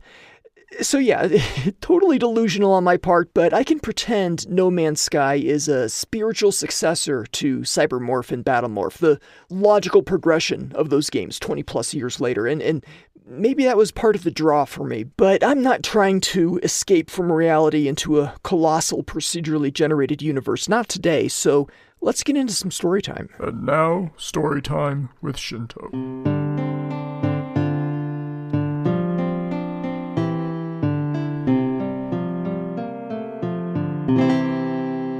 I used to work for a large American electronics retailer called Best Buy. I worked there for a full year in the PC and home office department and I have many stories, but most of them are not fond. I don't look back on my year at Best Buy in the mid-90s with any measure of nostalgia. It's hard, I think, to have rose-tinted glasses when working retail. Anyway, I bring this up because earlier on I talked about dot pitch, the distance between pixels on a monitor, and that reminded me of this story. I worked on the sales floor most of the time, though occasionally they would put me in the tech bench because I was good at troubleshooting and fixing computers. This was before Best Buy's Geek Squad was a thing. They had 2 computer techs on staff. They were paid more than us sales grunts, but if neither of them were available, they'd ask me to work the tech bench. Not for any more money, mind you, but sometimes they would let me pick out a free CD. I got a lot of free CDs from there. But back to my story. I was on the sales floor one night and a guy came up to me asking for help with monitors. He wanted one of those scanner monitors. I looked at him blankly. We sold scanners, we sold monitors, but a scanner monitor?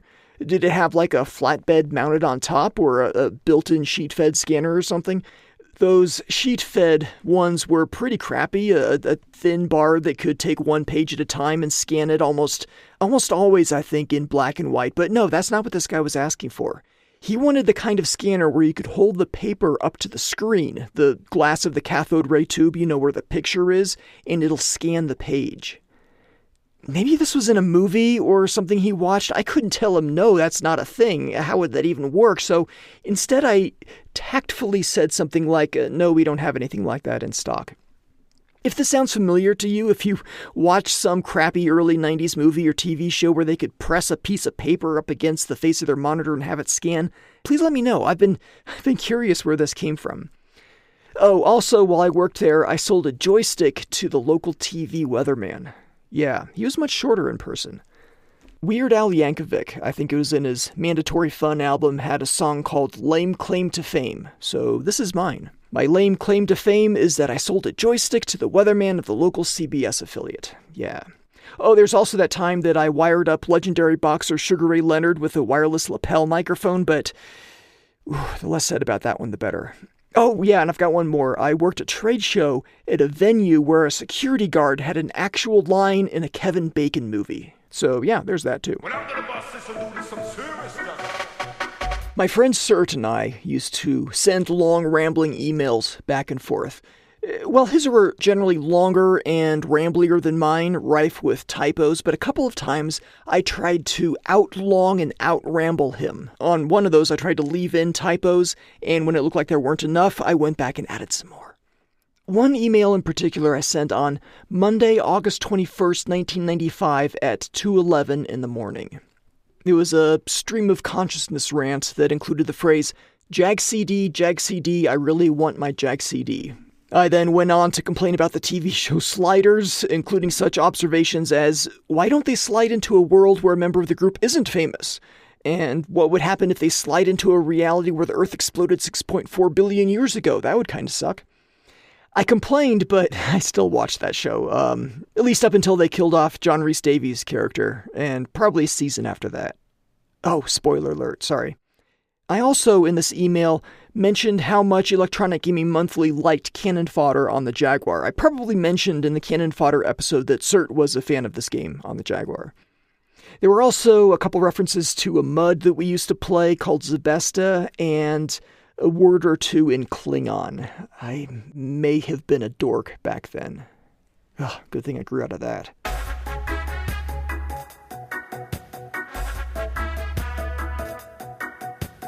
I made this reference a while back, almost on autopilot, because it has become such a part of my vernacular. I said something like, what are you going to do about it, tough guy? It goes back to Friday, May 10th, 1996. I didn't know that date off the top of my head. I looked it up, which was easy to do, because that was the opening day for the movie Twister, starring Helen Hunt and the late great Bill Paxton. My friends and I wanted to go see Twister, so we decided to carpool. There were 7 of us, and we piled into Greg's Honda Accord. You might be thinking, wait, isn't the Honda Accord a passenger sedan that only seats 5? Yes. Yes, it is. Extreme carpooling, you could call it. It was the 90s after all. Everything was extreme. And 7 wasn't even our record. Our record was 8. 8 college-aged weirdos packed into this Accord. So 7 seemed totally reasonable. We got to the theater okay, watched the movie, crammed ourselves back in the Accord, and in the parking lot, Asked other random people if they wanted a ride in the car too. Plenty of room. There were no takers, so we headed back to where we all met up. At a stoplight, Chewie rolled down his window and said to the car next to us, "Excuse me, but have you seen Batman around here recently?" Batman? Why Batman? Who knows? The fellow motorist mumbled out a confused, no, I haven't, which is a totally reasonable response to an unreasonable question like that. At the next light, not to be outdone, Tough rolled down his window and yelled at a different driver, "I had your wife last night. What are you going to do about it, tough guy?" The other driver had his window rolled up, so I don't know if he heard, but he got very angry. He started yelling back, flipping us off. Okay, but that sent Cert off the deep end. He was on the other side of the car, but he crawled over me and Tough and climbed halfway out the window, yelling and shaking his fist and generally being really quite scary. Cert and I, we go way back. He's always been kind of a quiet dude, so this caught us all totally off guard, and we got out of there before he could, gnaw through the other car with his teeth or something. At the next stoplight, nobody rolled down their windows. We all stared straight ahead.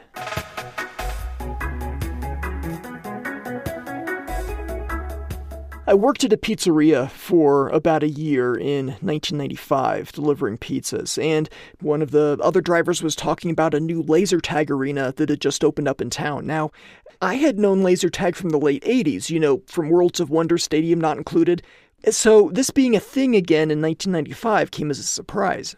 Turns out the laser tag thing had evolved a bit past running around your friend's house with a plastic laser gun. There were now dedicated facilities and strip malls with fog machines, black lights, even visible laser effects, and a thumping techno soundtrack. A year or so later, I went to this laser tag place with my friends Chewie, Tough, and Cert. The three main characters from the carpool story I just told.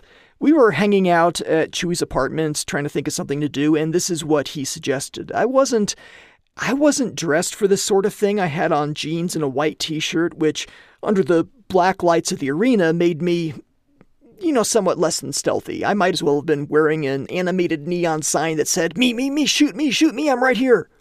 So Chewie, he said that before going into the arena, an employee would ask if anybody was a first-timer so that he could explain the rules and, how it all worked. Whatever you do, Chewie said, don't raise your hand. His rationale was that if your opponents knew that you were first-timers, they'd pick on you, single you out, take advantage. Chewie then went on to explain how the whole laser tag system worked. Poorly. Our team was up against guys who had obviously done this before, dressed in all black, and Chewie's instruction was lacking. I didn't know what I was doing. I didn't know the rules. I was glowing like a beacon, and I finished the game with perhaps the lowest score ever recorded in the history of mankind. I got one good hit, though, center of mass, and it was on the guy who worked there, the referee guy, or whatever. I don't think that counted. After the game, we hurried out into the parking lot, me hurrying faster than the others, and the opposing team was like, "Hey, who's the guy with the really terrible score?" Yeah, it was me. This was about 10 of the most frustrating, humiliating minutes of my life, for which I paid actual money, and I haven't had any desire to do laser tag since. The music was okay, though. Okay, speaking of music, I've got one more thing in my notes here to talk about. Musical identity. I mentioned Jeff Minter finding his, perhaps breaking away from his older brothers in that regard. Everybody should be able to build their own musical identity. My kids, I wouldn't have guessed what they'd be into. My daughter primarily enjoys, in equal measure, female-fronted death metal and show tunes. Musicals, Newsies in Chicago and Matilda and Hamilton, stuff like that. My son went in an entirely different direction, eventually landing on orchestral. Not just classical, though he does like classical. He's a classically trained cellist, after all, but newer content, like symphonic metal to an extent, and cello-based renditions of popular music, two cellos in Apocalyptica, for example. I never would have expected them to land there, but I'm delighted. I really am. Like Mr. Minter, my older brother fueled my musical identity, at least initially. I listened to what he listened to, but he was pushing me to build my own identity. You need to find a favorite band, he said. How about Great White? You could get into Great White. I did not, for the record. No offense to Great White, of course, just my princess was in another castle, let's say. There's a corollary here, too. I avoided bands that he didn't like. Chief among them, Pink Floyd. He hated Pink Floyd, saying their songs are all 8 minutes long and have no beat. So I hated Pink Floyd for the same reasons. Other than the occasional song on the radio, the closest I got to listening to Pink Floyd was when my buddy Fred invited everybody over to his house in the mid-90s to do a Dark Side of Oz, watching the movie Wizard of Oz on mute while listening to Dark Side of the Moon in its entirety. We were impressed by the synchronicity, mostly scene changes that precisely matched like the first beat of a measure. Later on, it turns out we did it wrong. We didn't properly synchronize the two, and everything that seemed eerily precise was just pure coincidence. I listened to Dark Side of the Moon again while working on this episode after writing down my notes about Jeff Minter's experience, and it's good. It's really good. See, my musical identity has evolved a lot since my brother tried feeding me Great White. These days I lean heavily toward prog, mostly progressive metal, but prog rock is good too. 8 minutes is nothing. I've got an entire playlist of all the music I own that's longer than 7.5 minutes, and it's, let's see, hold on, I'll check. 317 tracks, totaling over 65.5 hours. So that's what, averaging like 12.5 minutes per song. I hear many similarities in style and structure between what Pink Floyd did in 1973 and the bands I enjoy today who are actively releasing new music. My favorite way to buy music these days is through Bandcamp, and I've discovered a ton of new bands through Bandcamp as well, different genres and subgenres, so my musical identity is ever-changing. I won't know if I like it until I listen to it. Don't let others dictate what kind of music you like. Find your own path, I implore you. But if I could make one suggestion, how about some acoustic guitar storytime outro music? Yeah, let's do that.